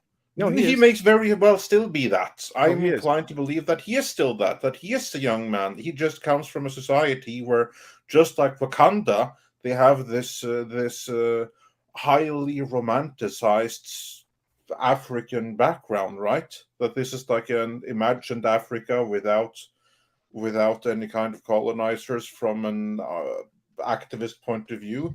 Probably the same thing goes with this Atlantis. This is a place where I would imagine then some kind of imaginary Mayan culture was allowed to continue. And to be honest with you, this day. Well, that's honestly the thing I have the least issue with, because you just mentioned like Wakanda. That is cool. I don't mind that. But my issue is them trying to sell it to, like this big cultural thing like they did with Black Panther. It's like, you have a lot of people who now believe that Wakanda is a real fucking place. You realize that, right? Well, there's so many levels of discussion with this movie, which is incredible. It really is. That's why I always like, kind of dig these issues, where you can attack it from different ways, like, but at the end of the day, is it entertaining? And from that scene, it was awful. I mean, the way it was filmed, it was like, it looked like it was filmed on the Obi-Wan Kenobi set. It was flat. People were talking over their shoulder. I mean, that's a play, Chato. That's not Did cinema. they use the volume to shoot a lot of this? Not that has anything to do with the writing. I'm just asking. It probably was filmed on the Obi-Wan set, using Have you seen that scene, guys, that I'm talking about? Everything. Have you guys seen that scene where he pops up out of the water and talks to Angela Bassett? No, the only one I watched is the one with Riri, and I thought it was so laughably bad. I saw a scene with him and Angela Bassett. It was very dark, and they were talking about each other's backgrounds, and they were kind of confronting each other. Is that the one you're talking about? It was horrible. Yes. That's the one I meant. I went, my God, that's in the film. Why would I want to watch this? Right. And the thing is that this will be a lot of people's first time checking out Tenoch Huerta as an actor. And regardless of what I think about his politics, I like his acting in Narcos Mexico and in Forever Purge. This is if that's a hint, this is not going to end well. He's not a tall guy, is he? He is average height. Diego Luna is smaller than he is, and Diego's kind of a little dude, and they've worked off. He just looks big because he just kind of looks like a big guy. But in this, I mean, I wasn't impressed with his physique at all either. But man, there's just so many problems with this, and I want to go back to your headdress thing that you talked about, because that you liked it. I'm sorry. I'm apologizing now if I have to. No, Paul. Because here's the thing. Because I'm a wimp. Is that this is how Hollywood is representing us, right? With these hodgepodge headpieces, with this goofy, Aztec music playing underneath Namor when he shows up. It's Andor and him being from the jungle. I'm like, what the F? Just come on, guys, come on. This is it. But I'm not surprised. And there's. He looks like he was loving wearing that headdress, but I mean, he is gay. Namor's gay? No, Tenoch? Tenoch. Oh well, I mean.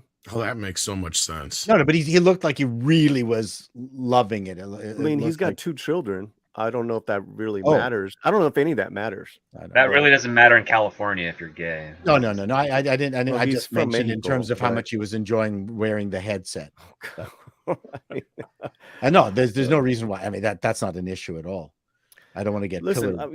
it's not an issue because I would never think that with his performance in Narcos. I mean, he's a menace. He's an absolute drug cartel menace, and that's what I was hoping for, that alpha presence to be in Namor, because that's what Namor is. He does not like anyone from the surface. He does not discriminate. You start messing with my people, that's when I'm going to show up. The big challenge is that Atlantis is a great device because we know nothing about it and it's all legendary, and we can kind of sort of believe that there's going to be a underwater breathing individual who shows up, whereas I don't know of any secret underground underwater Yucatanians ever discovered by National Geographic. Well, you're right and you're not right. I mean, there's actually an Atlantean Toltec statues facing towards the Atlantic in Mexico. I mean, it's there. There is a connection, but to me, I don't care. That it's like, okay, but again, if it's entertaining and it works, who cares? Right? That's what you're saying. If it ends up being a good movie that's entertaining, then all bets are off. Then it's we love you. It's really changed. And the more I'm hearing some of the actors who are in the roles, giving their interviews in Spanish, there's stuff that they were making up on the set. So they created a Mayan call sign like Wakanda Forever called Likliktalokan. And they'll scream it, and then they're doing this Jaws thing. That's something that the actors created. They made it up. And I'm like, good God. Well, one thing I've learned in my 17 years: actors are stupid. So is that like the Cleveland Indians tomahawk chop they've come up with? Script. What's that? I say, is that like the Cleveland Indians tomahawk chop, or is that the Atlanta Braves tomahawk chop? Is that what? No, I think it's like the Jaws of the. Oh, I see. Yeah, like they scary. wanted something. You scared me, Paulie. Don't do that. Whoa! Don't do that. Whoa! Oh no! Paulie's doing the. Ah! Who really cares? Wasn't that scary? Scary. But and there's that other thing, Andre, is that he doesn't call himself Namor or Namor. His enemies do. Well, yes, who correct. are his enemies? Which enemies are you talking about? Well, talking about that this is so we don't now. know, because I heard that Well, Cultured, he had a detailed breakdown of the movie itself. I have not seen this yet, but I could tell from his reaction that Culture was not impressed. He basically wrote that. Well, he had written the movie off a long time ago, but he definitely wrote it off when he learned what it's actually about. And I've heard some comments, which yeah, I'm not going to draw any conclusions just yet, but I I mean, do will we say want to do that they did not spoilers? sound hopeful. We want to do spoilers right now? No, I don't know anything. Do you know something? Yeah. Okay, spoil away. Namor is going to be at least 100 years old, and he is going to either have flashbacks or been part of a fight with the Spanish conquistadors or his people, and that is his origin. And so that is probably who his enemy is, because if he's saying, my enemies call me Namor, that's who the Spanish refer to Namor, to Kukulkan, this guy that his people call him. That's who his enemies are. And so there's going to be this heavy anti-colonialism bent, and yeah, all white man bad.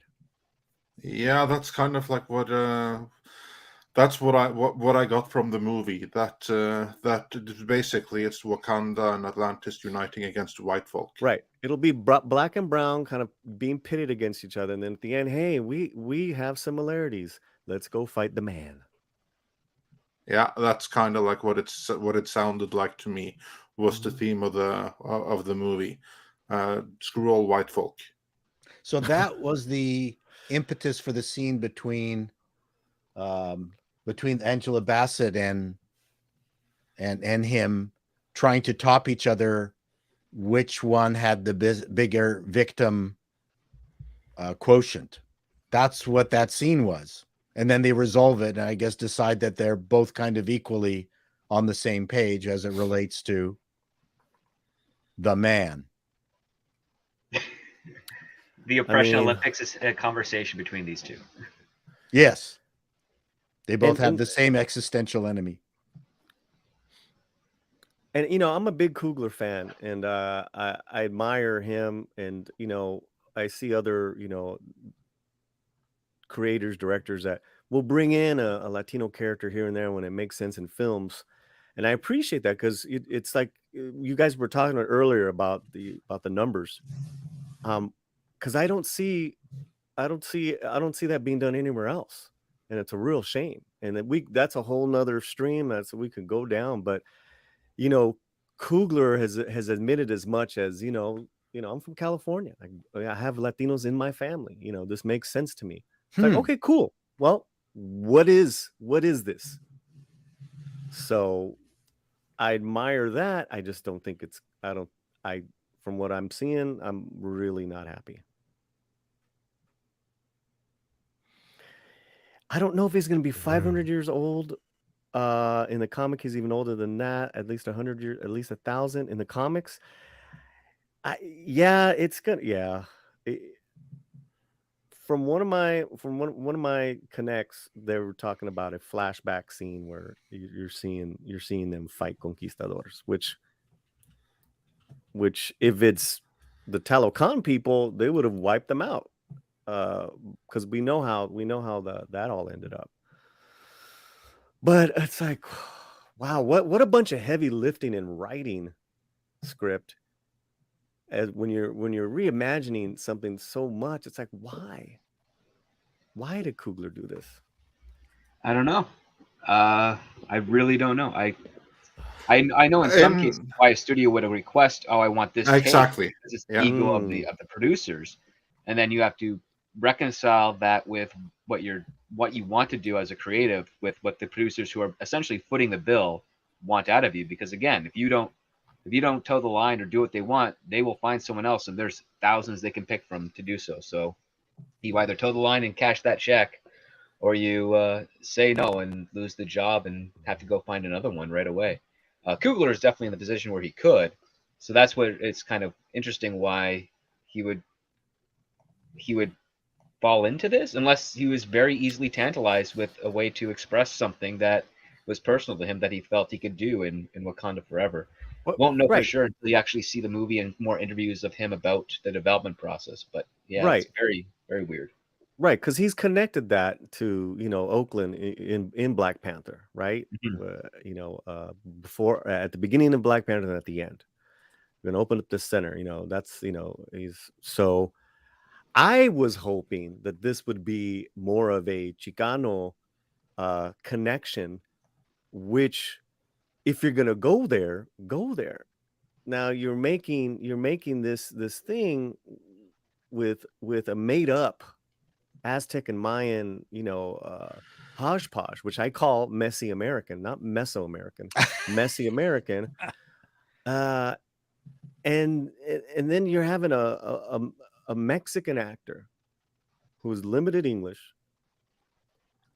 Why can't you just have him act in Spanish and in the Yucatan dialect? Because he's just a better actor in his native tongue, just like Diego Luna is. Interesting. It's just facts, guys. I'm not trying to be like, an ist, but people will call me that anyways. I don't give a shit. It's like, there's no power behind his. But the people in Wakanda wouldn't understand what he was saying. They need a C3PO translator. Correct. Yeah, I mean, I don't know. I'm just again. Why did they go with a foreign actor? That's what I'm trying to tell you.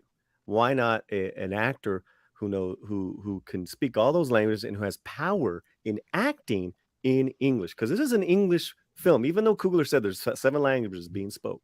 Like, all right, but these are English language films.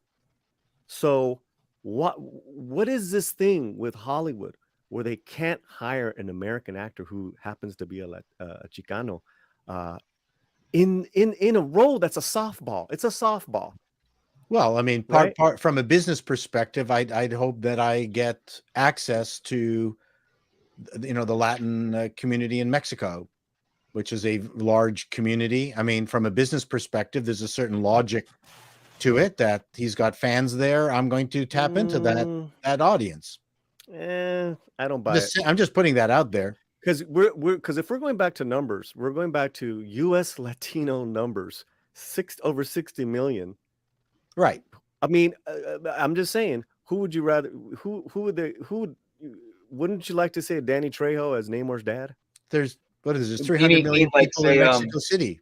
Antonio Banderas as Namor would probably have driven more. Well, I think that's what we all would have wanted 10, 20 years ago for sure. Yeah. Maybe. Yeah. Well, you also have to consider that casting directors, when they put out a call, they do get oversaturated with lots of people, and they don't have the best organizing practices sometimes. Sometimes they will completely ignore the perfect person for the job just because they have too many to choose from, and they have to go through these as quickly as possible. They might have lazy assistants that are just trying to filter stuff up. They might even have other forms of gatekeeping aspects where maybe the best person isn't going to be able to test screen for the job, and they might be out of it. But that's just the nature of the game, especially when they're on that active search. And Guy's script is absolutely right, because they also are in love with the foreigner, the spiciness, the extravagance. Nature. It's a legacy of ignorance and racism in Hollywood that it's so pervasive they don't even know it. Right? They're gonna go, they'll hire, because Tenoch's not a household name now. He is, maybe because people are knowing him, but he's going to be. Right, he's going to be. But for a while, we can even say Oscar Isaac, right? Matt, he speaks English great. He acts in both languages. That would have been paramount. I mean, he's, we can make him look, but do you get what I'm saying? Is that if we're talking about U.S. Latinos, which is over 60 million, I'm not talking about other countries, Paul, right? Talking about this country. We have plenty of talent.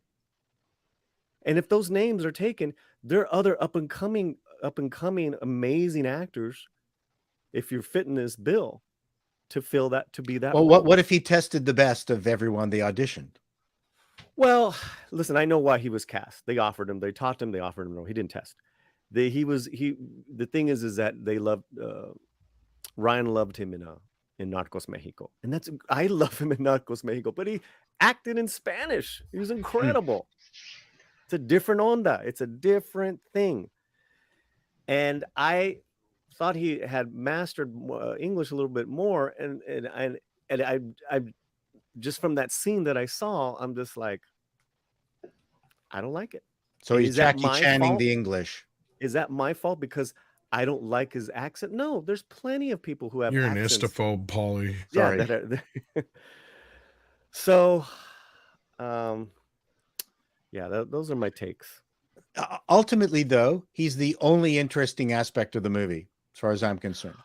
Well, that's another take, right? Is Valiant has been doing these videos about, they're going away from the African, dad and son and dad, father and son, because they don't have it. It's like, yeah, you're right, but they're pushing Namor, Right. and they're pushing it now more than ever. Hey, like that now more than ever. And Name more I than say ever. no mas. no mas. I mean, I hope it. Listen, I just want it to be good. I do. I'm not one of those weirdos where it's like representation no matter what. I'm not. That's not where I'm coming from. But I know how a lot of these studios and executive producers, how they operate and how they think in regards to Latino people, and it's not good, guys. It's not good. Anyways, can go on and on. I think the challenge is that it's so few and so rare. If there was a wider spectrum of properties that are released, then you'll have the complete spectrum of good, bad, and indifferent. The problem is when there's so few, then we're hyper focused on those limited opportunities. That I think that's what you're saying. Yeah, because then this community will say, create something original. Why you gotta race swap? Why you gotta do this? And I get it. I really do. The thing is, they create something original, that shit gets canceled, or you never heard about it. Who in this chat has heard about the Emmy-nominated animated show, Maya and the Three? Be honest.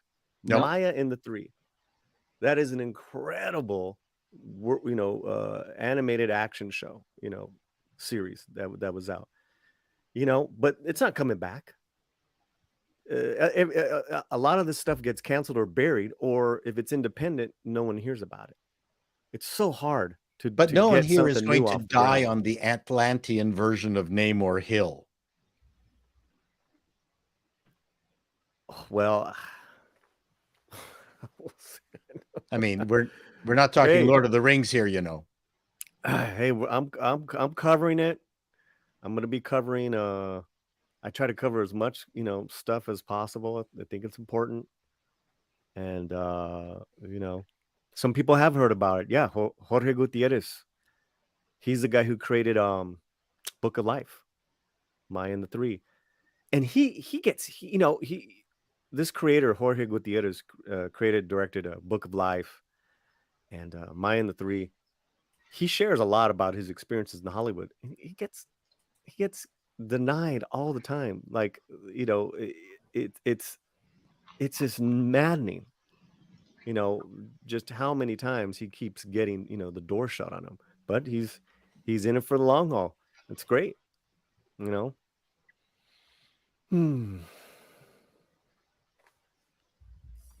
right. Well, anybody else has to add to Namor business? Anybody? Bueller? All right. Let's move on with some super chats while we're at it. Snake Shit 172 says Boar's Head caramelized onion jack on sourdough. That was when you guys were talking about grilled cheese sandwiches. I've had Boar's Interesting. Head in Budapest. That's a tough eat. Hey, Tom, you know what I have Yes. right now? Ready to eat? Is it that Boar's Head on a cheese sandwich? It's not the No, boar, I'm certain. I have taquitos ready with guacamole. fuck and yes. salsa. Let's go. Let's go. Right in my kitchen, yo. Yep, that Uh, boar's head they cooked for half the day. It was a restaurant that specialized in Hungarian cuisine from the 1600s.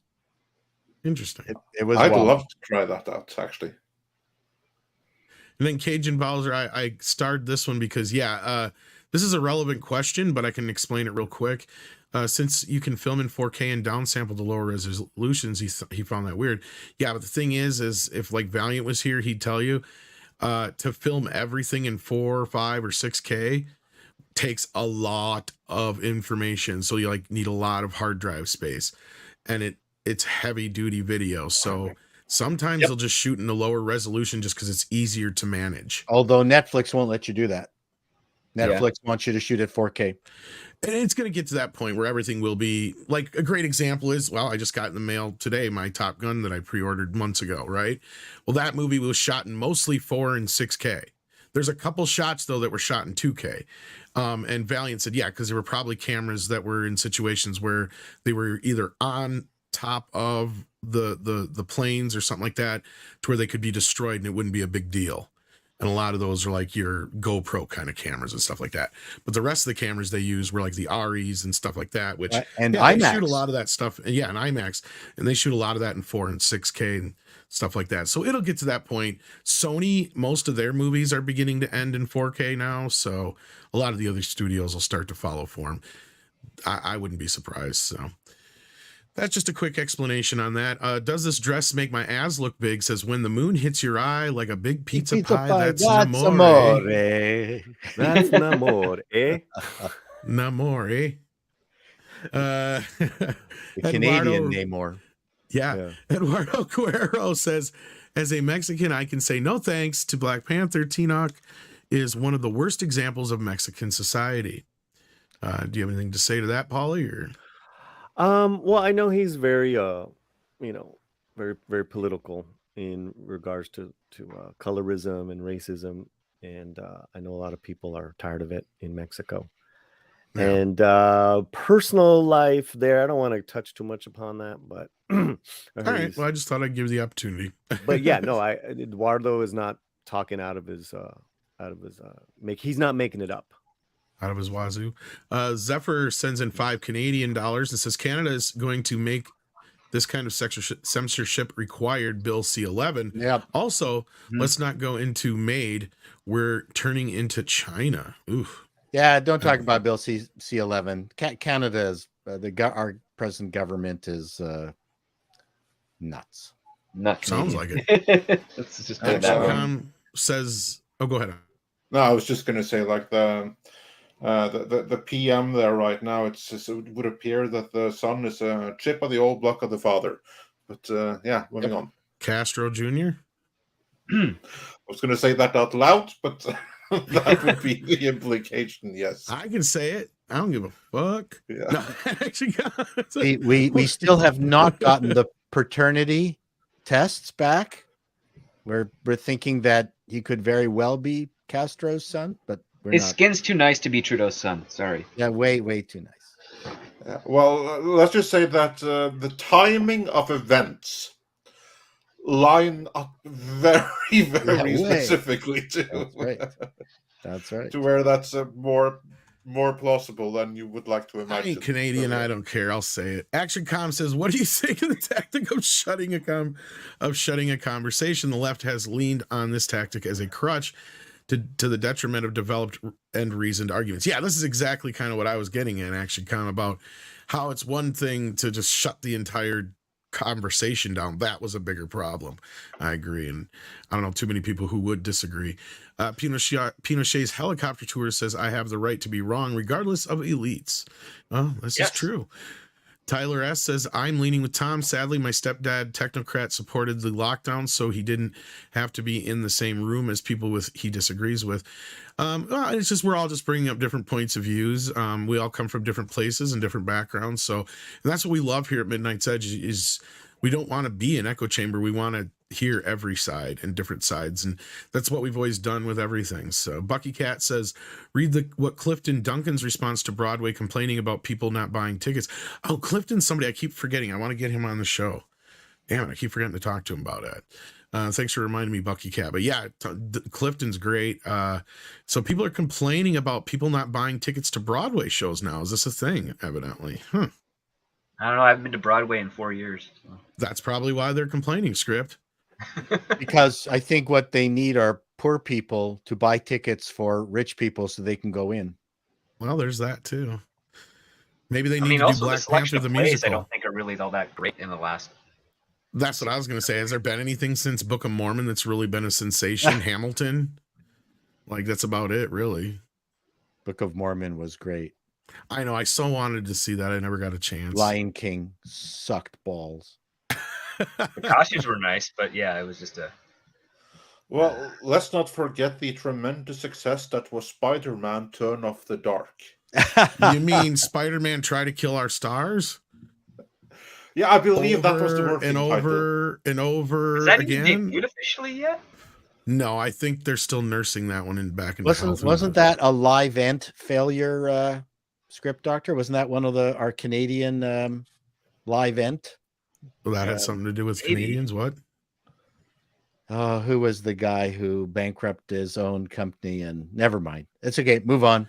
Well, Uninteresting Canadian trivia. Lately, the craze is turning classic 80s films into jukebox musicals, it seems. Yeah. We had like Karate Kid and Back to the Future are the latest ones to get that treatment. We Will Rock You was fun. But I mean, it's not good old Is Broadway. that the Queen one? Yeah. Oh, I did see that. That was fun. How was that compared to Bohemian Rhapsody, Andre? Because I bitched that the title of Bohemian Rhapsody should have been We Will Rock You. It makes more sense. But anyway, how was the play compared to the movie? The play is a million times better because it's a fictional cool story. Of course, the movie Bohemian Rhapsody is a fictional story as well. But yes, it is. but the play is actually some cool resistance, fight, oppression story to it. So that's much cooler. So it's not even about Queen. It's just using the music. Gotcha. Yes. And all the music was good compared to modern musicals where they have one or two songs that they repeat over and over again through the entire musical. It's a very different era from the Gilbert and Sullivan or it's just everything sucks. How did Rocket Man manage to do that in a movie though, and manage to be actually more accurate? But anyway, go ahead. Sorry. I look forward to seeing Miss Saigon next year, and it was a blast to see Chess for the first time earlier this year. But Miss Saigon was another Broadway show, or another show that had two big songs, and that was it. That's the modern. Again? Yeah, but that's better than what most plays today have, because you know how many big songs they have. 0. That's how many. Yeah. Well, that's what bothered me about like a lot of the other ones. Like I seen the Producers musical, and I know some people will adore it, but there was nothing in it, and then I thought the music sucked. Yeah, the music sucked. And Who's Afraid of Virginia Woolf? That was horrible. The music was okay in Evil Dead, the 1 and 2, the musical. I haven't seen them though. See, that's the thing, and I would love to see those. I have their T-shirt from their debut performance. There's certain things that I could see that would lend themselves. Like, look, Little Shop of Horrors, the musical. I love that version better than I do the old one, right? Like the original black and white one. Actually, one of the best shows I saw, I was completely shocked, was the Broadway Shrek. Hilarious, super well written. Something like that, maybe I could see, but that's what I'm saying is I can see some things lending themselves to this type of event, but I can see other things just like falling flat on their face. Like Back to the Future, I don't see that doing anything. I see that being a horrible mistake. Footloose made sense. And that's what I completely shook my head at the remake, because I'm like, okay, you have a successful Broadway version that turned the music from the soundtrack into a jukebox musical, yet you're doing a remake of the movie instead of just doing that. That makes no sense. But even then, that's not very original. We're not it's my comparison to like Little Shop of Horrors. We're not getting Fiddler on the Roof. We're not getting. No. I mean, Jesus Christ Superstar was fantastic. Why do you think they keep talking about Wicked and shit? Because they haven't had anything. Like I said, Hamilton and Book of Mormon are probably the two original plays that we've had in this generation, if you think about it, that have actually broke through into the mainstream. And in our generation, we had a few. We had a handful, And that got less and less over the years. You're right. Like, Paul, you go back to the heyday of it, you couldn't throw a rock and not have a successful musical or play. Yeah. there was some Nowadays, kind- you don't even have a West Side Story or a Odd Couple or anything like that can get to that Oh, point. the man who came to dinner. You Can't Take It With You. All those great Kaufman and Hart comedies. I mean, don't even get me started. I miss that old Broadway. That to me was magic. And a lot of that's probably the writers. You don't have the voices we had then. And like I said, you started noticing that into the 90s into now. It got less and less and less. So, I mean, we had a bit of a revival in the 90s with musicals and stuff, but it wasn't nearly to this. None of those are ones that I could mention that anybody would remember. Yeah, Noises Off wasn't as good as everyone made it out to be. Exactly.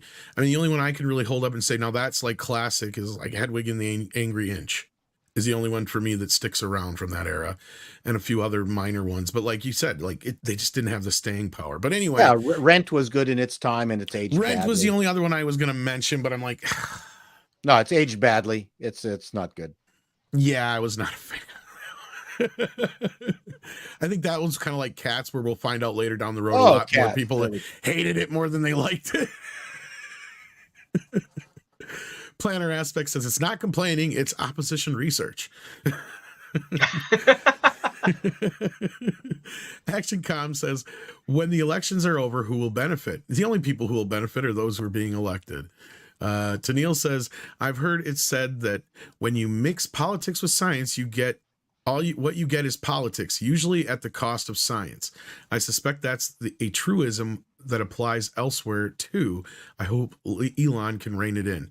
Yeah, there's that aspect of it. And like I said before too, who's to know what his overall goal for this was? Because you got to imagine he wants this for a reason. It had less to do with freeing Twitter for the masses than it did for his ulterior motive.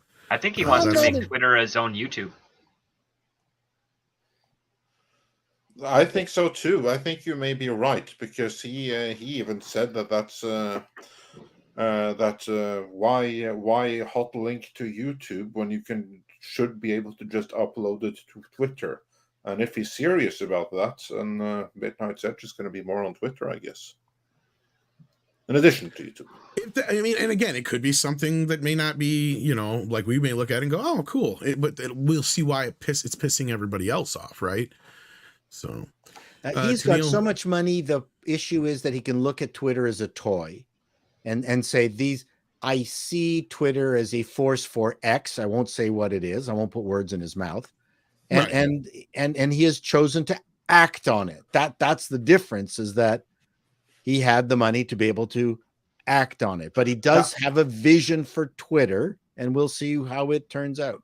He better have, because that was so expensive that it actually would have set him back quite a lot.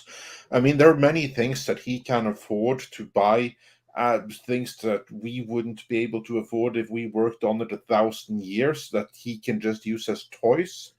But Twitter was so expensive, it took such a big part of his total net worth that he can't afford to play with it. He has to. That's what I mean. This isn't like a fancy car. There's something else he has in mind. I mean, he can afford to take his first Tesla and literally send it in orbit around Mars. I mean, that sounds like a joke, doesn't it? But he actually did that because he can afford it. He can do that. He can send a car as a toy around Mars, but he can't fuck around with Twitter. But at least he's not Larry Ellison buying and making giant yachts. Yeah. Well, there's that. But then Tennille also, he says, by elsewhere, I mean fields beyond science. Well, I think that science is so abused. Part of the problem is that so few scientists can actually speak coherently. They can't promote their own shit. Yeah, that's why we need people like Sabine Hossenfelder to she's great. Other scientists. Like, I was so happy when you said that, because it's like the fun thing is that the YouTubers I watch aren't in our sphere. I don't need to watch too many other YouTubers covering what we do, because I have my own takes and I don't want them polluted. But I do watch my science stuff, and Sabine Hossenfelder, those that haven't heard about it, check out Sabine Hossenfelder for some popular science and some very necessary criticism on spending too much money on Particle things physics that don't matter. Yeah, particle physics. Well, my whole field is a freaking joke. Yeah. So Well, and I I'm with wanted to Paul. be I studied to be a nuclear physicist. So Well, Sabine glad was- you got out of that. yeah. Well, I'm with Paul. You can never understand what scientists are saying. I couldn't understand a fucking word Stephen Hawking was saying. You know why? Because he was just spurting bullshit. That's Well, I why. meant because it was a robot voice. It was a joke, but yeah. Yeah, and if it wasn't, he would still be spurting nothing but bullshit. Because his book on time was good. it was entertaining. It was good. It's a nice philosophy book, but there's no science there. It's literally lost in math. Yeah. Math is racist. I think we need to do a whole segment here on quantum physics, Andre. I would love Lord. that. I would freaking love that. I get so frustrated love to with hear a field that. that really hasn't progressed since the 1930s. And the Well, best none of we it have is the really- standard model, which is a joke. Well, what I think is funny is how they try to apply it to certain things, and all it does is cause paradoxes in time travel and stuff like that. I love talking about time travel, and that's why I love getting into those kind of movies and those kind of Without stories. Einstein, there wouldn't be the peripheral. That's all I have to say. Well, that's Yeah, like it's the but if theory Einstein was relative- around, yeah. he'd be like, "You don't understand what I wrote." Speaking, has anyone seen episode 3, 4 of the peripheral? I'm not watching it anymore. Neither No, am I. I haven't, but I've been hearing good things from like you and a few other people. I think 6 has been checking. No, it out and I stuff don't. like that. I'm not. I quit. Or, Yeah, oh, I really? could make it. I finished after the first episode. I'm like, I'm done. This is stupid. I watched 2. I thought you "This liked is it stupid." before. Nope. Not anymore, huh? Nope. Dumb Uh-oh. shit. But not the Uh, right kind of dumb shit. Yeah, That's the- and Paul, we have to do like a quantum physics talk one of these days here because there's loads of requests for it in the in the chat already. I'm happy to dive I'd into love some- to go into that. Yeah, I'd the love double to. Oh, slit and I guess she experiment. clarifies she only made it halfway through the second episode, so she like you dropped out, I guess, evidently. So that's doesn't bode well for that show. Never mind. Yeah. Mark's Man of 11-7B says rumors saying Nintendo World opens February or March. Yeah, I thought I saw like Jay or somebody like that post something about that. Is AKA this in Drunk Universal 3PO. Studios? Yeah, I think so. I think that's Yeah. what it's about. Yeah, as soon as they allow me back in the States, I'd love to come visit that. I thought you were going to say Universal for a second. Like, what did you do at Universal last time you were there?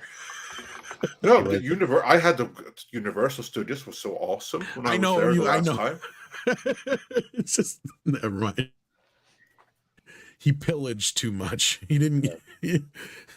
I did cut the line, if that helps, many times over. You hear that, kids? Andre's a line budger. Very much so. I think that Nintendo World is going to really fuck with Disney. I really do, because especially if things are as cool as because we had Drunk 3P on like a week and a half ago. And he was talking about some of the stuff he knows about it, and he made it sound like it was going to be pretty immersive and amazing. And Where's it going to be? What's that? Where is it going to open? It's going to be in Universal Studio, the Universal. But I guess it's going to have like its own. The way he was explaining it is like when you go in, it's so immersive. Like you don't see the outside, like in the like they have like a Mario track and all that kind of stuff, and with go-karts and all that business and everything. He said it's really it's supposed to be really cool. So but if you enter Universal to get to it, that's brilliant. did we clip that section, Andre, by chance? Which section? Where Jay was talking about all the Nintendo World stuff at Universal. When was this? It was like a week and a half ago. Maybe it was when you were gone for about an hour. Anyways, when Jay showed up, Drunk 3PO. He showed up for an hour? Yeah, No, it was- we I don't did not remember clip this. You have to tell me where were this we? is. Maybe it was on me. I don't remember where we were. He showed up somewheres. Okay, Yeah. well, find out and we'll clip that. But no, we don't have a clip. Maybe of it was as not on right our now. channel, but I could have swore it was on a Midnight's Edge in the morning. But yeah, he was talking about Nintendo World and how immersive it was going to be.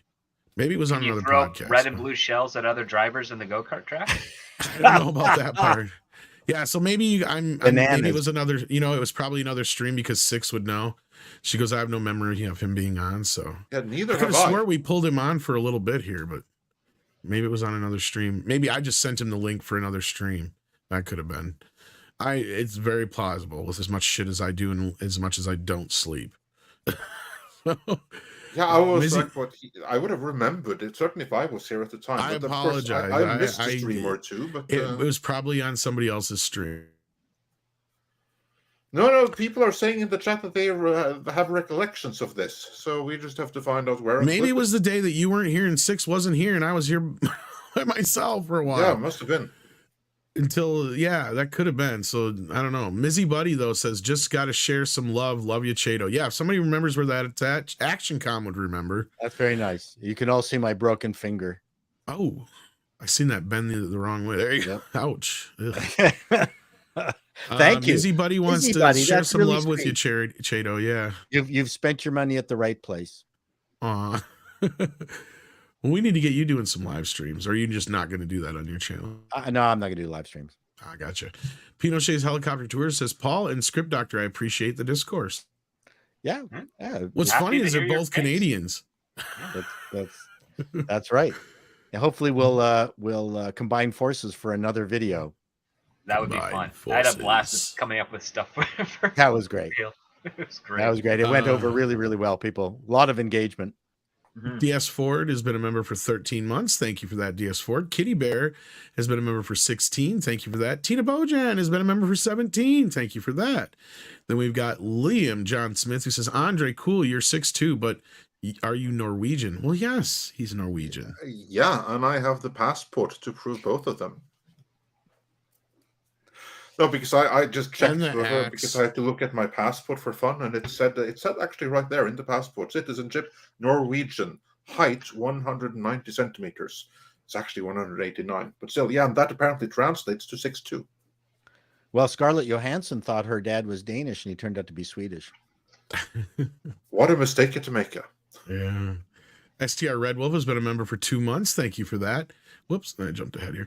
Liam John Smith says, did you all see the new European activist moves? No. Oh, with What's this the about? gluing themselves to paintings and Oh, walls. and that? things? If that's what he means, yes. That's stupid. Highly entertaining. The bald guy would- glued his head to some Vermeer or something. The Vermeer sounded funny. I will have to say that those people they have some level of bravery to them, because Mhm. there's gonna come a day when they glue themselves in front of the wrong freaking person. Oh, for sure. What happens if they get someone who says, "I really don't care about pulling you off it in any kind of gentle way"? Yeah, exactly. There's going to be like, okay, 30 seconds from now, you are going to be away. And if that means the wall breaks or your hand breaks, I do not care, but away you go. That's going to happen. You know know, what? you know what's funny is that they've never interviewed the parents of these people. I would love to get an on-camera interview, and someone goes, "Yeah, our Wolfie is a fucking idiot. Yeah, we never had any control of him. He was a complete asshole. Yeah, the entire time. Now we don't give a fuck about him. Do whatever you want. Throw him in Do you jail." think it's that, or do you think it's more like Greta's folks where they're encouraging this crap? I think it's going to be more like Greta's folks. who Yeah, are but then really that's not a behind it, funny where- sketch. Where Greta, no, it's not going to be funny. It's actually a tragedy, because there you have someone Yes. with a mental condition that's being put up to it by Yeah. the psycho parents. Well, yeah, I can't wait to see one of these, like, or where a guard catches them doing this shit and the motherfucker body slams one of these dumb bitches. Because this was what's funny is I can't wait, because this is what's going on now. You know, in these areas where the store owners can't stop shoplifters anymore or do anything about it, or cops won't show up unless it's Yeah, like in New York and $1,000. California, Yeah, they have a well, limit now to just what you're going to be arrested for I- for shopping. Which don't basically enc- means that under that amount, it's perfectly okay to steal. Correct. Hey, That's what's hey, happening. it's helped me get extra groceries, so I really Speaking of Oh, stealing, that was you? Yeah, and also you didn't do anything wrong, because the law of the land, certainly the local land, said it was perfectly okay. It's not Yeah. theft unless it's Well, the reason I bring it up is is because I saw a video the other day, and I do not encourage anybody to do this. So please, Midnight's Edge does not encourage this. But I saw finally the citizens are starting to get involved. right? It's like the store can't do anything. So I saw a guy basically, he's like, hey, drop the bag. Because he just followed this guy through the store, just ripping the store off. And he didn't work for the store or anything. He's like, drop the bag. And the guy wouldn't drop it. So he grabbed him and he's like, drop the bag. And he wouldn't drop it. So finally he knocked him out and down on the ground. And he's like, drop the fucking bag and I'll let you go. So the dude dropped the bag and walked out the door. And he's like, yeah, go ahead and call the cops, see what happens. Like, it's like, yeah, no shit. It's like, fuck, people are going to start saying enough is enough. You know, they're not going to put up with this crap, you know, but yeah. That guy took the bag and left with the goods. That the other person. Hey, grabbed. Six. Hi, I had to pop in. I feel very strongly about this. That company or that organization, the Just Stop Oil or whatever it is, where those kids are gluing their hand to the wall and throwing soup on. Guess who's funding it? Yeah, I checked out their website and they have different donation tiers where you can, send £5 to do this, or if you send £10, you can send one person to a march. And what they're doing is they're capitalizing on the fact that these kids don't have the wherewithal. Your prefrontal cortex, the part of your brain that determines and understands consequences, it's not even fully developed until you're 25 years old.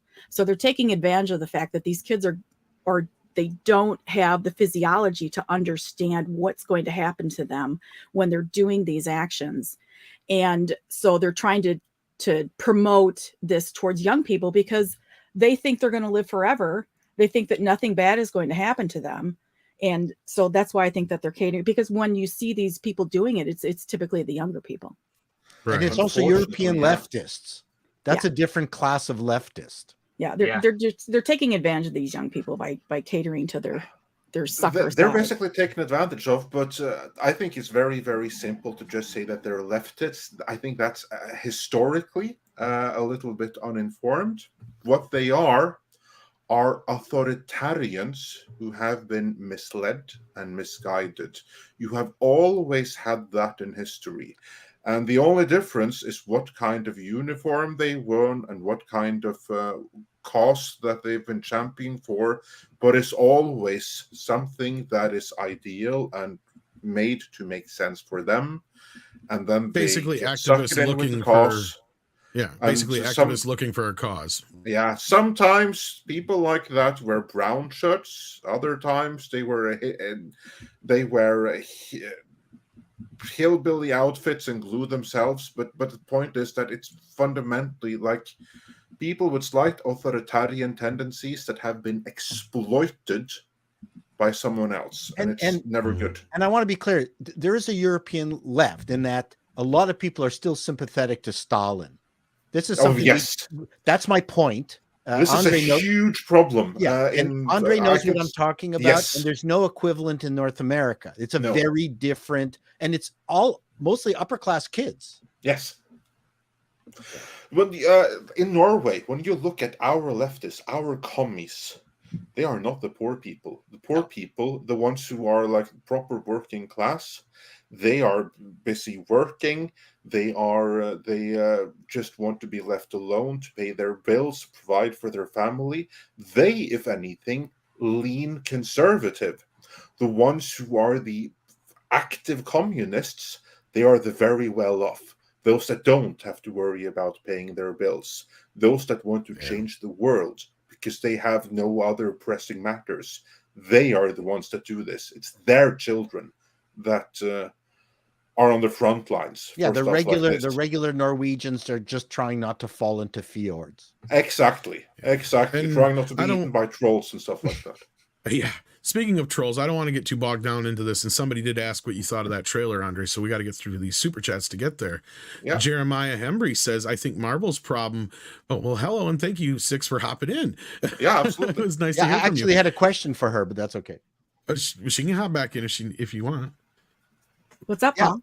I was actually really fascinated by this group that you dug up. So I didn't quite understand. Do they ask for money and then they'll promise like a Kickstarter to send two people to glue their head to walls? Yeah. Well, it says on there, if you donate £5, you can, contribute to some of the pamphlets that we hand out. If you donate £20, then you can send a young person. And it says on their website, a young person. Wow. To a demonstration. Oh, wow. What sucks is that they have the terms and conditions, because it's like, if you donate £5 and they'll do what you say, we could have fun with that. Yeah. I know. Damn it! I was just Glue thinking yourself something to a along those manhole cover. lines. No. Yeah. I was and gonna I bring take it up you the don't side. like this organization, Six. I don't, and I'm vegan, so I'm actually for demonstrations of a certain type against Factory farming. against that type of stuff. But I'm 100% not for destruction of property, for invading somebody's business, for intruding on anybody's peace of mind. If you want to walk down the street and not have somebody come up and bother you, you should have that right. And So another thing, so I don't mean to interrupt, but also because this is the big thing, for instance, in the UK, if you want to be able to get to work, if you have a heart attack and you're in an ambulance and you actually want to get to the hospital, because these people block traffic with everything that goes with it. Right, and that's immature, destructive behavior, and I'm against that. Yeah, thanks for the clarification. That's what I wanted. you, I Six. appreciate it. Yeah, and you'll notice what Six is talking about, that organization. Like when they post these things on Twitter, they link it directly to their webpage. and they even say to donate and all this other shit. So like that's clearly what it's all about, is they're just trying to get the money. And I think she's right about manipulating young people into doing this stuff, because they don't have the ability 9 times out of 10 to understand what they're really doing. But the schools are teaching them to be activists. They're no longer teaching them to be useful citizens. Well, and that's what I was saying is, they're activists looking for a cause. Sorry. Right. So they get taught to be activists, and then they look for something to be activisted about. Is that the right word? Activistic? Yes, that's right. I just have one thing though. Tom, they are not doing this for the money, because they are already extremely well funded. So that's not the issue. It's like they can do this without any kind of funding from the audience. No, what the reason why they are doing this, why they're like, you do this, you get invested. You invest a little bit of your money in us so that you be extra invested in the cause, because you put this tiny little bit of money in it, but just by doing that, you become more sympathetic. That's what this is about. That's well, I get that too. But my point is that when they actually post these on Twitter, that's all it is like they post the link with it, and it's to get you to go to their website and to contribute. That's part of the manipulation there, to spread their costs. It's not to raise money. The people, like, this is funded stuff. So they already have the money they need. And they absolutely don't care that people are posting on Twitter that you're a bunch of idiots. They don't care. No. They don't care. What a crazy... In the words of the mayor of Jaws, I want these sick vandals hung up by their Buster Browns. I'm all for that. Moving on. Some people would appreciate that. I'm against the death penalty, but a hoof to the nuts penalty, I'm for. Yeah. Hung up by their Buster Browns, just hung up by their pants. Jeremy Hembry says, I think Marvel's problem with the woke started in Miss Marvel just saying, because that's where the problem started. That's where it started on screen. Are you talking about? No, I mean, that started in Marvel? The comic books, technically. That's like a decade ago, or over a decade ago. Well, that's sorry. On screen, it would have started with Captain Marvel, not Miss Marvel. If anything, Miss Marvel is one of the better series to come out. Not in the comics, but by the time Miss Marvel came out in the comics, I think he's mentioning Captain Marvel, not Miss Marvel. Yeah. On screen, that is where it first would have been noticed by the public. But here's the thing, though. That movie was 2-3 years in the making. So the problem would have started 2-3 years before that movie came out. There you go.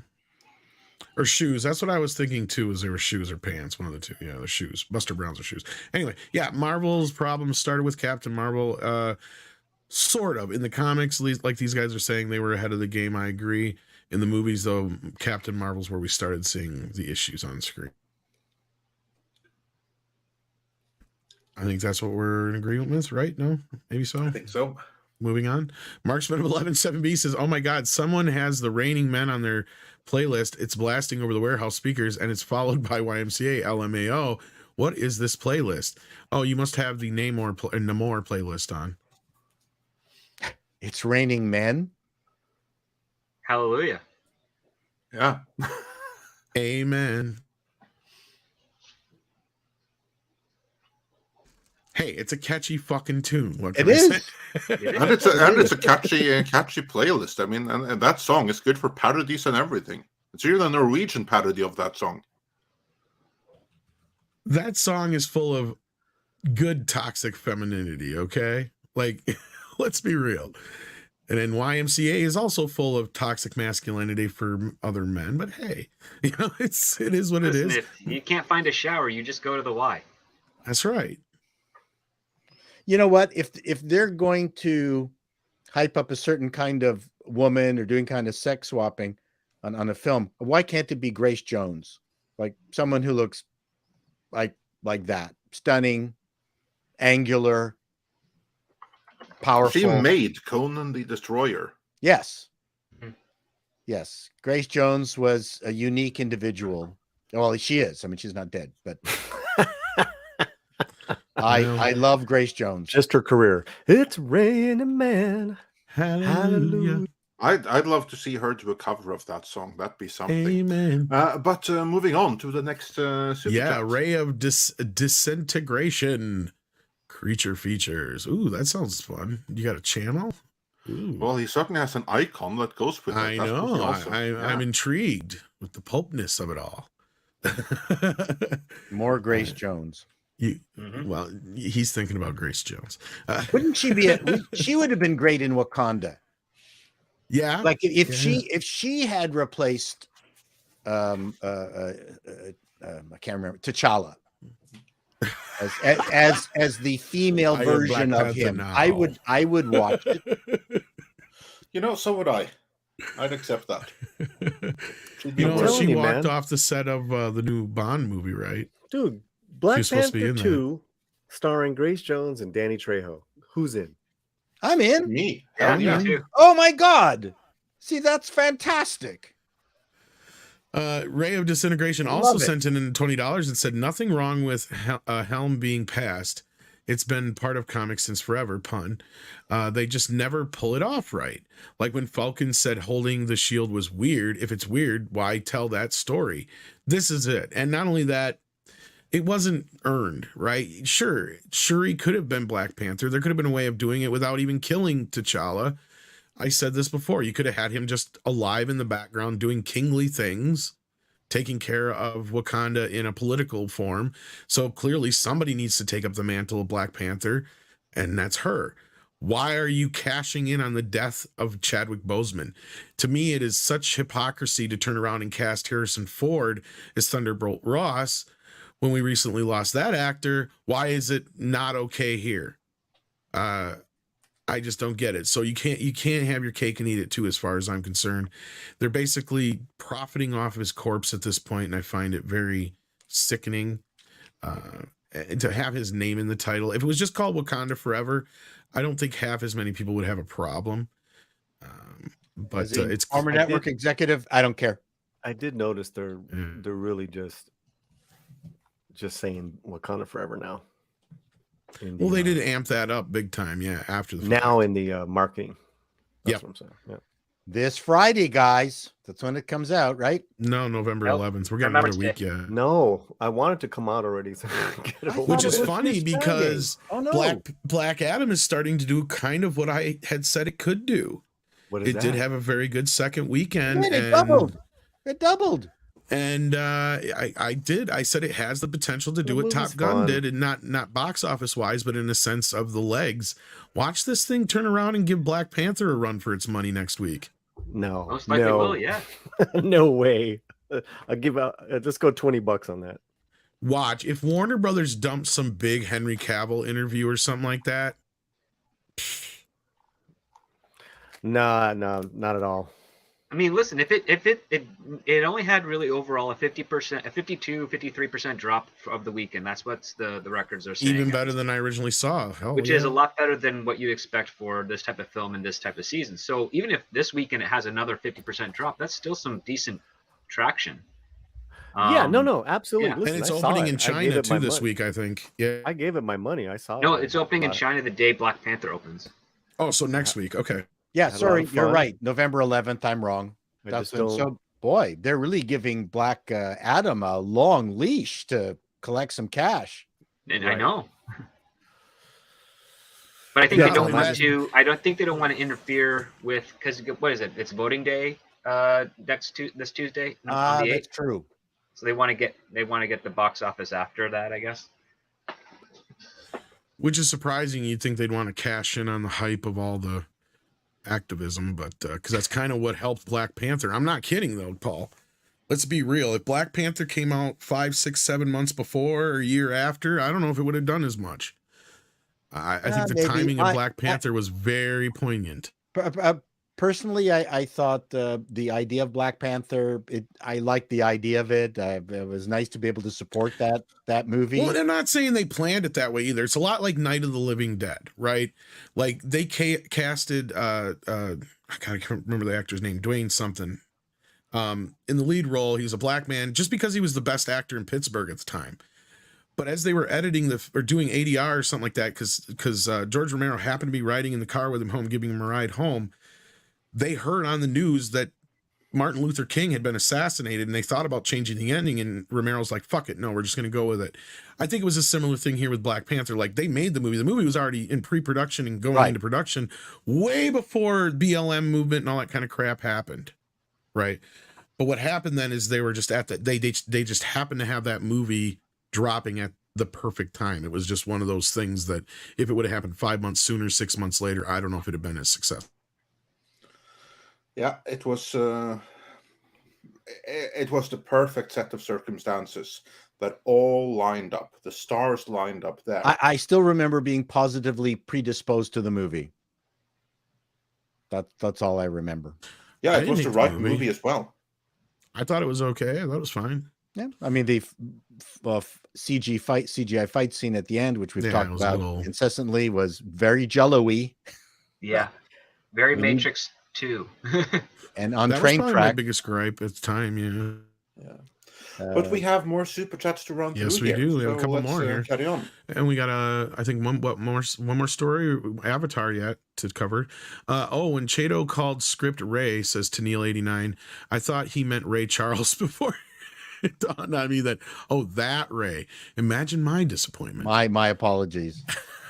And nowhere near as good of a pianist as No. Rachel. Not that's like nearly as sus. blind.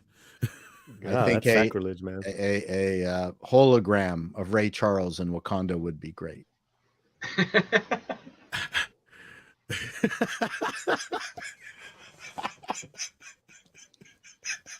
Georgia. Georgia. But you have to say Wakanda. Oh my Wakanda. My home, sweet home. Mexico. Mexico. I think Namor was half Scottish. My Wasn't his name home, Mackenzie or sweet something? Bible. Yeah, this is in reference Yeah, to his the next father super was chat.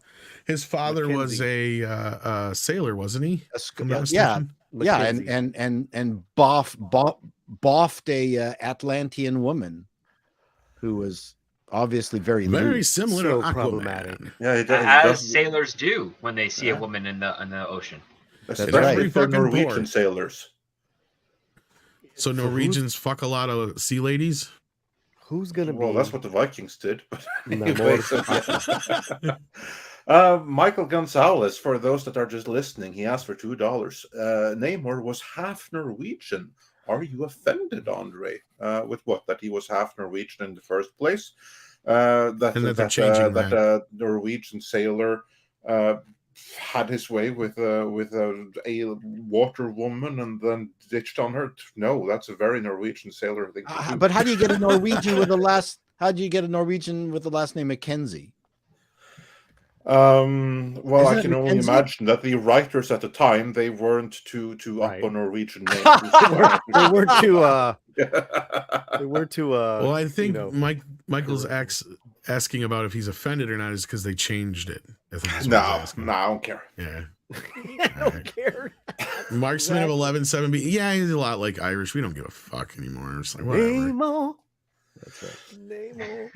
I mean, if Marksman they of made Thor Swedish, then maybe, but Yeah, that'd be different. Now you're talking That'd be like fighting different. war words. The Yeah. Aztecs of Norway. What do you mean, we, yeah. white man? Yeah. Jay Silverheels. Marksman of 117B says they want forgiveness for the people they knew and treated horribly, the friends and family they cut off. That's why they want amnesty. Yeah, we covered all that, and not to dwell on that some more, but thank you for the support, Marksman. Ajax the Great says, what is the primary conflict of Wakanda Forever? Good question. What is it? We don't know yet. White man? Well, we do know. We did cover this. And it's the struggle against the oppressors, and you know which color skin they are. But yeah, moving on. But I mean, Gabriel. it's as obtuse as who are the bad guys in the James Cameron thing, the not Avatar? Avatar. Yeah, like Humans. Okay. Humans are the bad guys. Yeah, but it's also another group of blue people with a different sensibility, and they don't want to get involved, but they're going to join movie together all over again. Yeah, the problem tribes. is like how do you make a different kind of bad person? So that's what Wakanda feels like. Oh, yeah, that Actually, they have some echoes. Actually, Avatar looks like a Waterworld version of Dune with the giant kind of worm creature that's going to help in the end. I'm pretty sure. Well, we're going to talk about that in just a few minutes. Oh, Gabriel sorry. Kuroga. No, it's fun. It's fine. Gabriel Kuroga says, Avenging Sun reminds me of the Northman and sounds badass versus Loveless Child. Yeah, one sounds like a fucking Harlequin novel. The other one sounds like a badass Norwegian fucking metal band. Also, I wasn't impressed with Namor actor compared with to MBJ as Warmonger or Michael B. Jordan. Yeah. Yeah. I mean, even though Michael B. Jordan kind of hammed it up a bit. Yeah. Mecca J points out Michael Jackson musical MJ has been doing extremely well on Broadway. It's been a box office success. Well, we're about due for an MJ biopic, so that's probably properly timed. Jesus Davila, I'm assuming, sends in either some popcorn or a thumbs up. Let me look here. We've got a thumbs up. Hit that thumbs up, folks, if you haven't already. Please do, and thank you, Jesus. Bill Barkley wants to know, have you seen the Troll trailer? Speaking of trailers, let's break off here for a minute because a lot of people want to know. Just like, have you seen the Troll trailer? And you did, because Six sent it to you this morning. Isn't Yes, that right? I did. I have to give some kudos to Six here because she was the one who sent it to me. She sent it to me on Twitter. That movie, for those that haven't seen it, Troll is it's a Norwegian movie, Norwegian language. It's a Netflix original, so it's made with a Norwegian production company to be released on Netflix internationally. And I had no idea that movie existed or was being made until Six made me aware of the trailer as dropped. So that was made completely under my radar. So thank you, Six, for informing this Norwegian of the Norwegian movies coming out.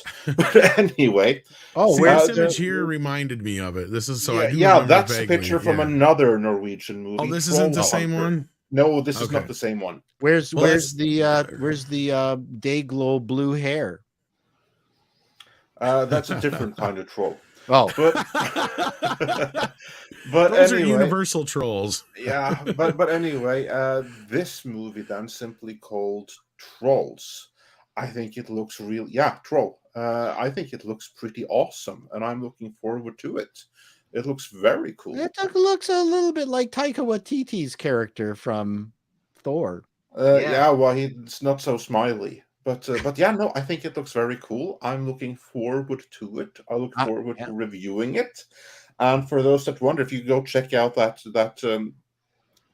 trailer, you hear those guys speaking. That's actually what my language sounds like. That's what I sound like when I don't speak English. It's kind of scary. I like culturally localized films that are. Yeah, me too. I love it. So I think I have a feeling really we'll be watching this one and talking about it. Yeah. And like the trolls are like a big part of I'm not going to say Norwegian culture, but certainly of like Norwegian mythology, and definitely Norwegian fairy tales, which is something I happen to know a little bit about. So I look greatly forward to that movie coming out and to discussing it with you all. I think I have some ideas for panelists that I can bring to give some even greater understanding of it than I can. So yeah, Nice. it's going to be awesome. Well, Great, looking forward to it. It looks awesome, you ask me. I can't wait for it. on that note, something that I didn't think looked so awesome. We've got a new trailer today for Avatar: Way of the Water. Or should I say it looked like a Pixar movie. But hey, that's just my opinion. Let's see what everybody else thinks, and then I'll give my overall breakdown here. Let's start with Paulie at the top there. Paulie, did you get a chance to watch the new Avatar trailer today? What did you think? I actually did see it. It was boring, man. Yeah, Paulie thinks it looks boring. Mr. Chato, what do you think about the movie? Unless you want to elaborate more on that, Paulie. Nope. Oh, okay. I think the movie, if it's going to be successful, is going to be just based on eye candy because it looks stunning, and the camera work, and especially when they're the blue people are looking out from behind leaves and things, it just looks spectacular. They've got the eyes right, which is always difficult in any kind of CG animation. But other than that, I don't know how they're going to top the first movie. I don't know who we know who the bad guys is. It's the miners again, but how are they going to reframe it to make it new and different? It looks like some of the blue people or whatever have joined the mining corporation. I don't know. It from the trailers, there's no reason for me to go. I don't understand what's going on. I don't know what the conflict is. Great, we're now seeing young kids. Yeah, it was not enticing for me. Beautiful, but not enticing.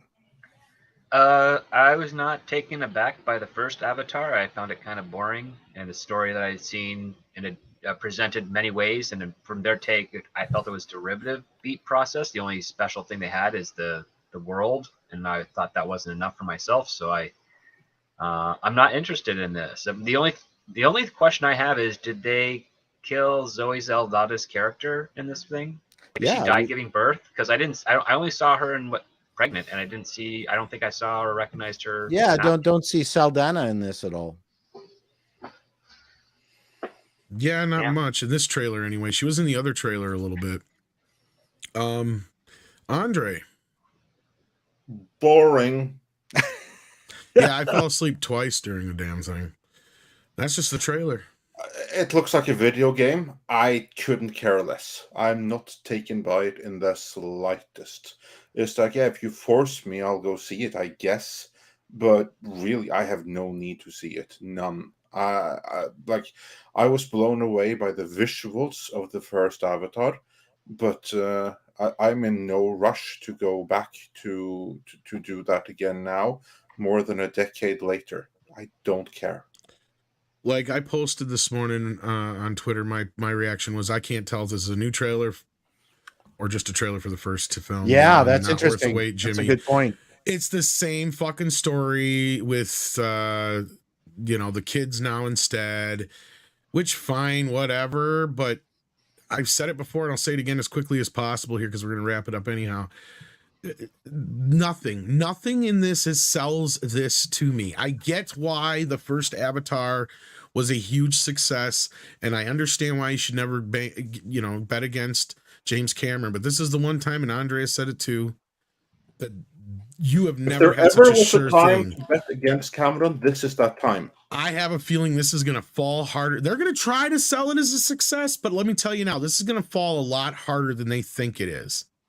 And I bet you Warner Brothers is going to wish they hadn't moved Shazam other than it needed to be fixed, because they could have swamped these fuckers. Because remember what happened when Jumanji trounced all over Star Wars and Disney didn't know what the fuck just happened to them. That could have happened all over again with Shazam 2 coming in and kicking the shit out of Avatar 2. Because let me tell you, even though the first movie Shazam didn't do well, it's gotten a bit of a fan following since it's been on video and all that other shit. People ended up liking that movie. Of all the earlier DC films, it's one of the more likable ones. They had some competition.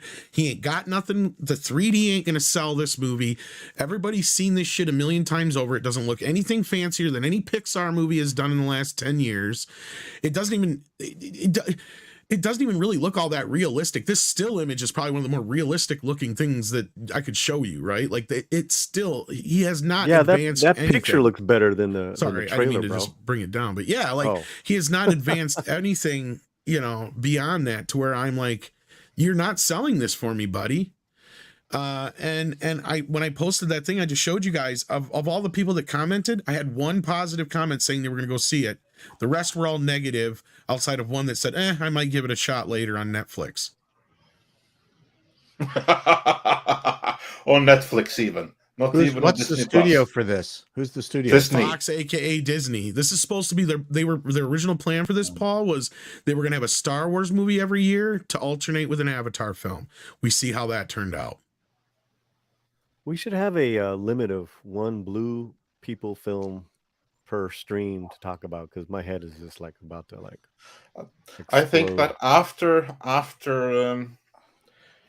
after this movie opens, the people at Disney, they will be singing the famous year 2000 song "I'm Blue Dabba Dee Dabba Die," because they'll be feeling very blue when the box office comes in for this one.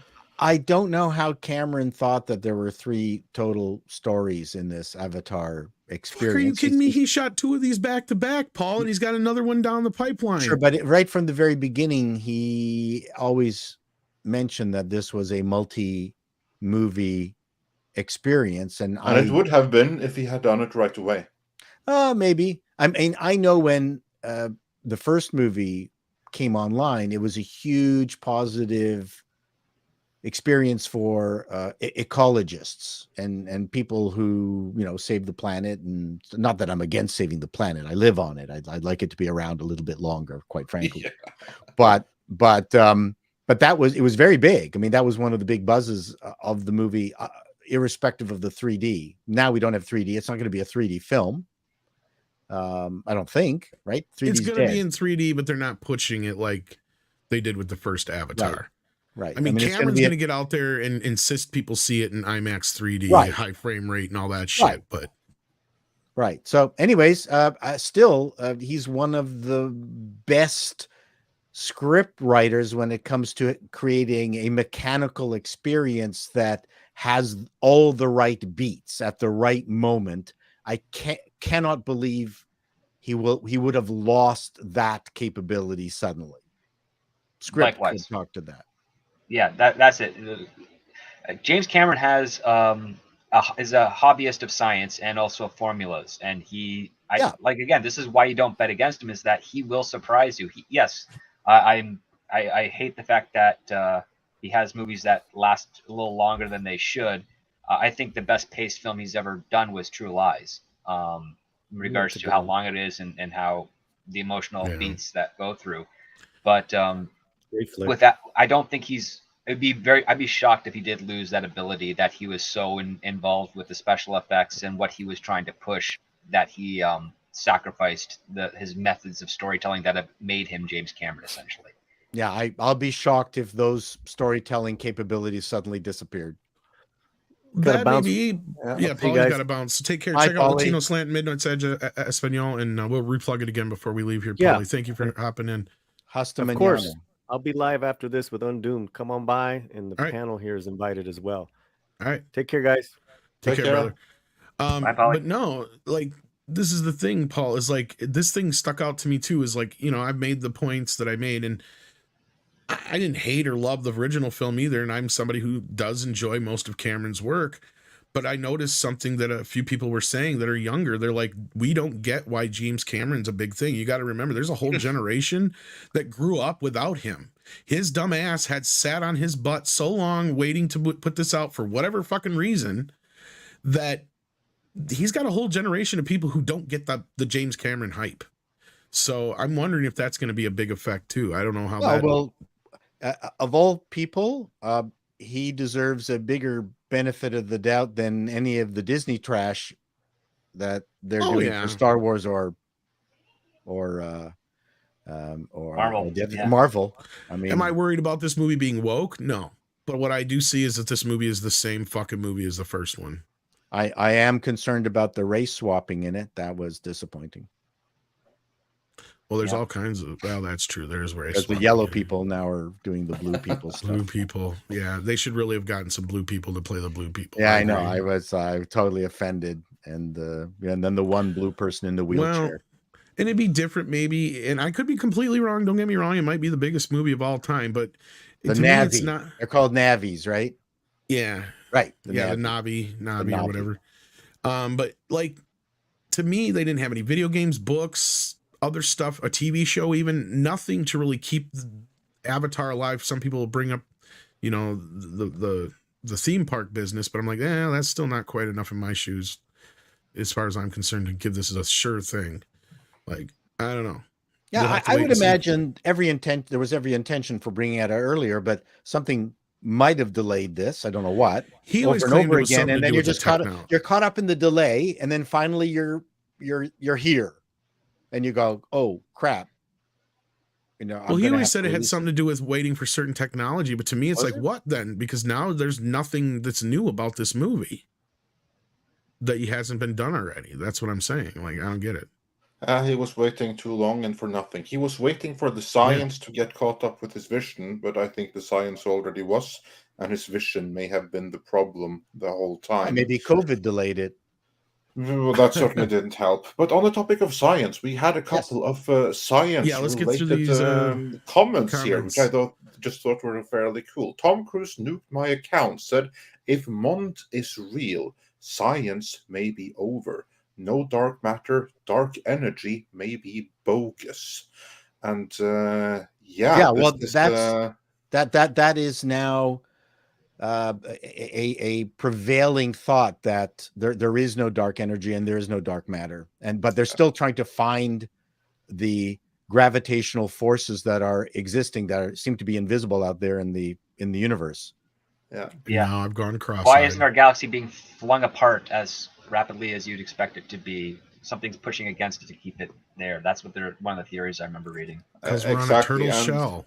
Yeah, and basically more and more are coming around to the inescapable conclusion, which is probably the correct answer. There is something about gravity that we do not yet fully understand, and we may have a too simplified view of it, of the laws. And if we learn a little bit more about the rules of gravity, then poof, dark matter and dark energy both disappear because they don't exist. Well, the challenge that we've got right now is that pretty much all the math that has been created is all we need to do whatever we need to do right now. And all the other discoveries and the theories around, black energy, dark matter, things like that are really interesting from a scientific point of view, but aren't going to help us do more here on Earth. Like the stuff that Einstein came up with, and Bohr and Planck and all that, all the Newton. We don't need anything more. It's done from a practical perspective. That's the challenge with what scientists are dealing with now. Yes and no. If we learn more about gravity, we may be able to travel much, much further in space and stuff like that. But still, the point is that we've just been going at it the wrong way for close to a century. So science, certainly when it comes to particle physics and everything, we're a century behind where we should be.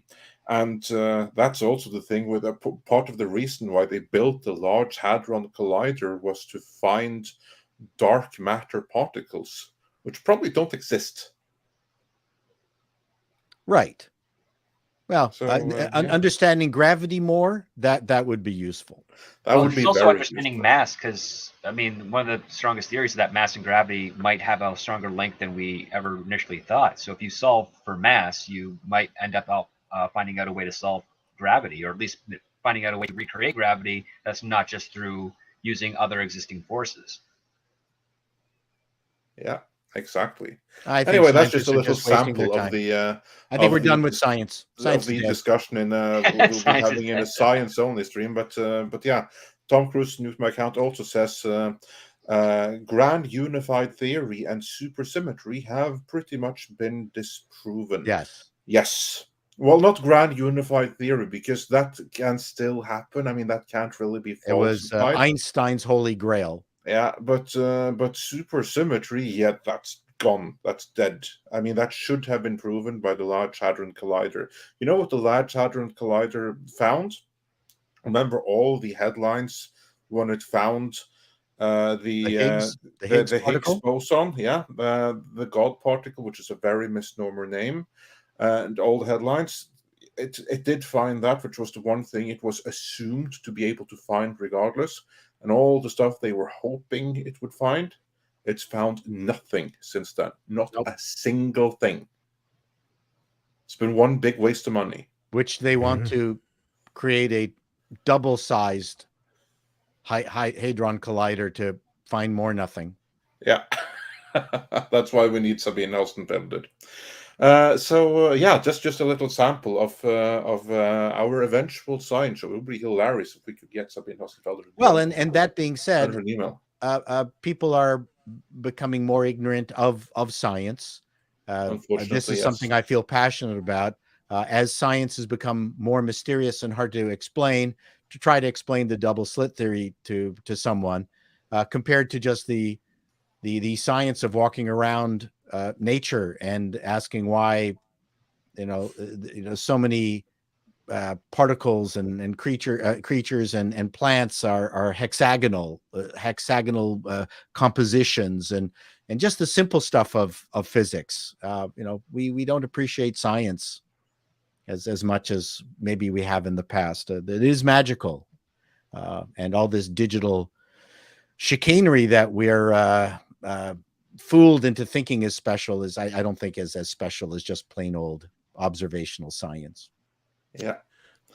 Moving on so we can wrap things up. Yeah, sorry. No. Yeah, it's all right. Pinochet's helicopter tour says pay stop oil to protest at Disney hypocrisy abound. Yes. Yeah. That's what we're thinking. Is like, we can use this to our advantage. Why don't they glue their heads to the rides at Disney? There you go. And they can have Abigail Disney lead the charge because she has their mentality. There you go. I glued myself to Goofy in protest. Get off me, gosh. So we can't get this person out of It's a Small World After All. God damn it. You just keep going around and around because they can't unglue him from the seat. STR Red Wolf says it's not on the Sega Mega Drive. If you're referring to Avatar, no, it isn't. Neither is Namor or the Black Panther. But what the other cool stuff is. Where is my fucking T-shirt design for that, Andre? I've been waiting and waiting. Oh, I've gotten a few. I have to forward them. Yeah, I've been waiting for some T-shirt designs here, buddy. Yeah. Yeah. See what I can find. Thank you. Then we got STR Red Wolf, who says James Cameron makes movies to raise funds for his expeditions, like diving to see Titanic. So what is this one funding? Interest payments on the movie. And diving to see the Titanic again. Again and again and again. And then Ram Bam 3000 sends in £5 and says, in regards to cosmology, is it James Webb's? James Webb Telescope, yeah. Yeah, so I thought, yeah. Infrared. Telescope seems to have disproved the Big Bang Theory. Oh, now the Big Bang Theory is out. No, that's not true. It's not disproved it. So I thought that was pretty well. There's data to challenge it. Yeah, the Big Bang Theory isn't really properly named. Actually, the name of the Big Bang Theory was given by one Fred Hoyle. I think it's against the Big Bang Theory because he was a fan of the steady state theory, which basically says that the universe is forever. And he actually created a name. And this is such a stupid theory. What are you saying? That the universe was created like some Big Bang or something? But here's the thing. First, it wasn't big, and two, it wasn't a bang. So that it's the theory is a misnomer. It was like so the name. There's no sound in space. The jest name that was stuck onto it. I call it space fucking. Yeah, it's the point of expansion. Yeah, that's so. Or star fucking, one of the other. Or star yeah. fucking. Thank you for your scientific contribution there. Well, it's when two stars get together, two planets or whatever get together and make a star. Well, technically, it's all from one, so it'd be masturbation. You know what I mean? Yeah, they're asexual. So the universe has always existed, and then there was this point of expansion, and people are misnomering it as the Big Bang. And the James Webb Telescope, all it's seeing is younger galaxies interacting, but it's not disproving the point of expansion. It's not disproving it. Yeah, like so. For instance, the universe is infinite, and it's the stuff inside the universe that is what is expanding.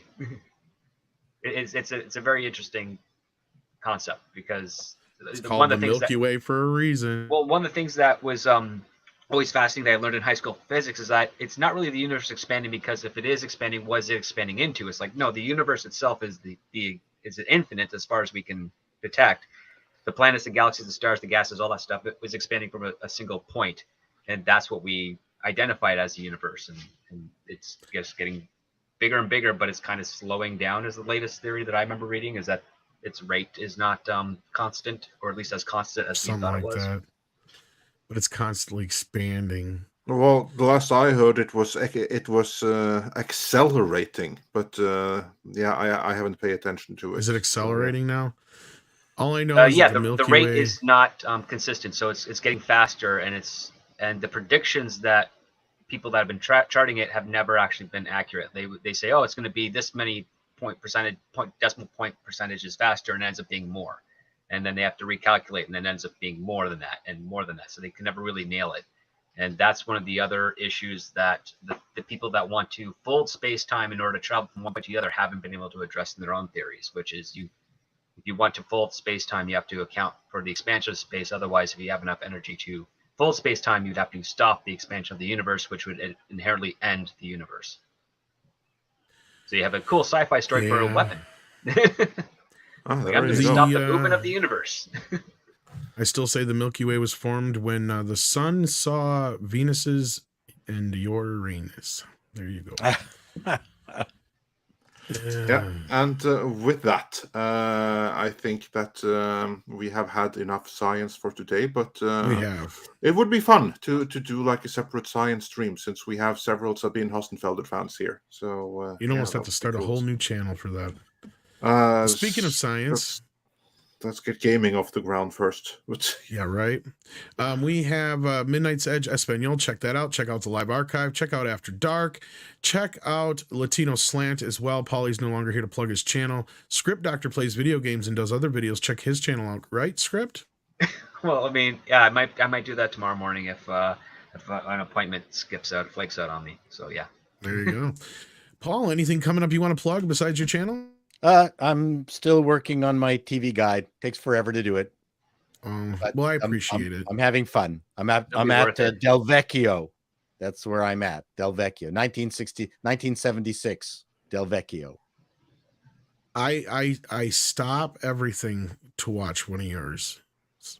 Thank you. You're very TV sweet. Guide ones. No, I'm not kidding. The TV Guide ones are like my drop everything videos. Oh, that's I nice. love those. So for whatever work you put into them, hopefully it's worth it for that. And so check out Call Me Chato. That's his channel. And of course, Andre, speaking of science, it's time for what?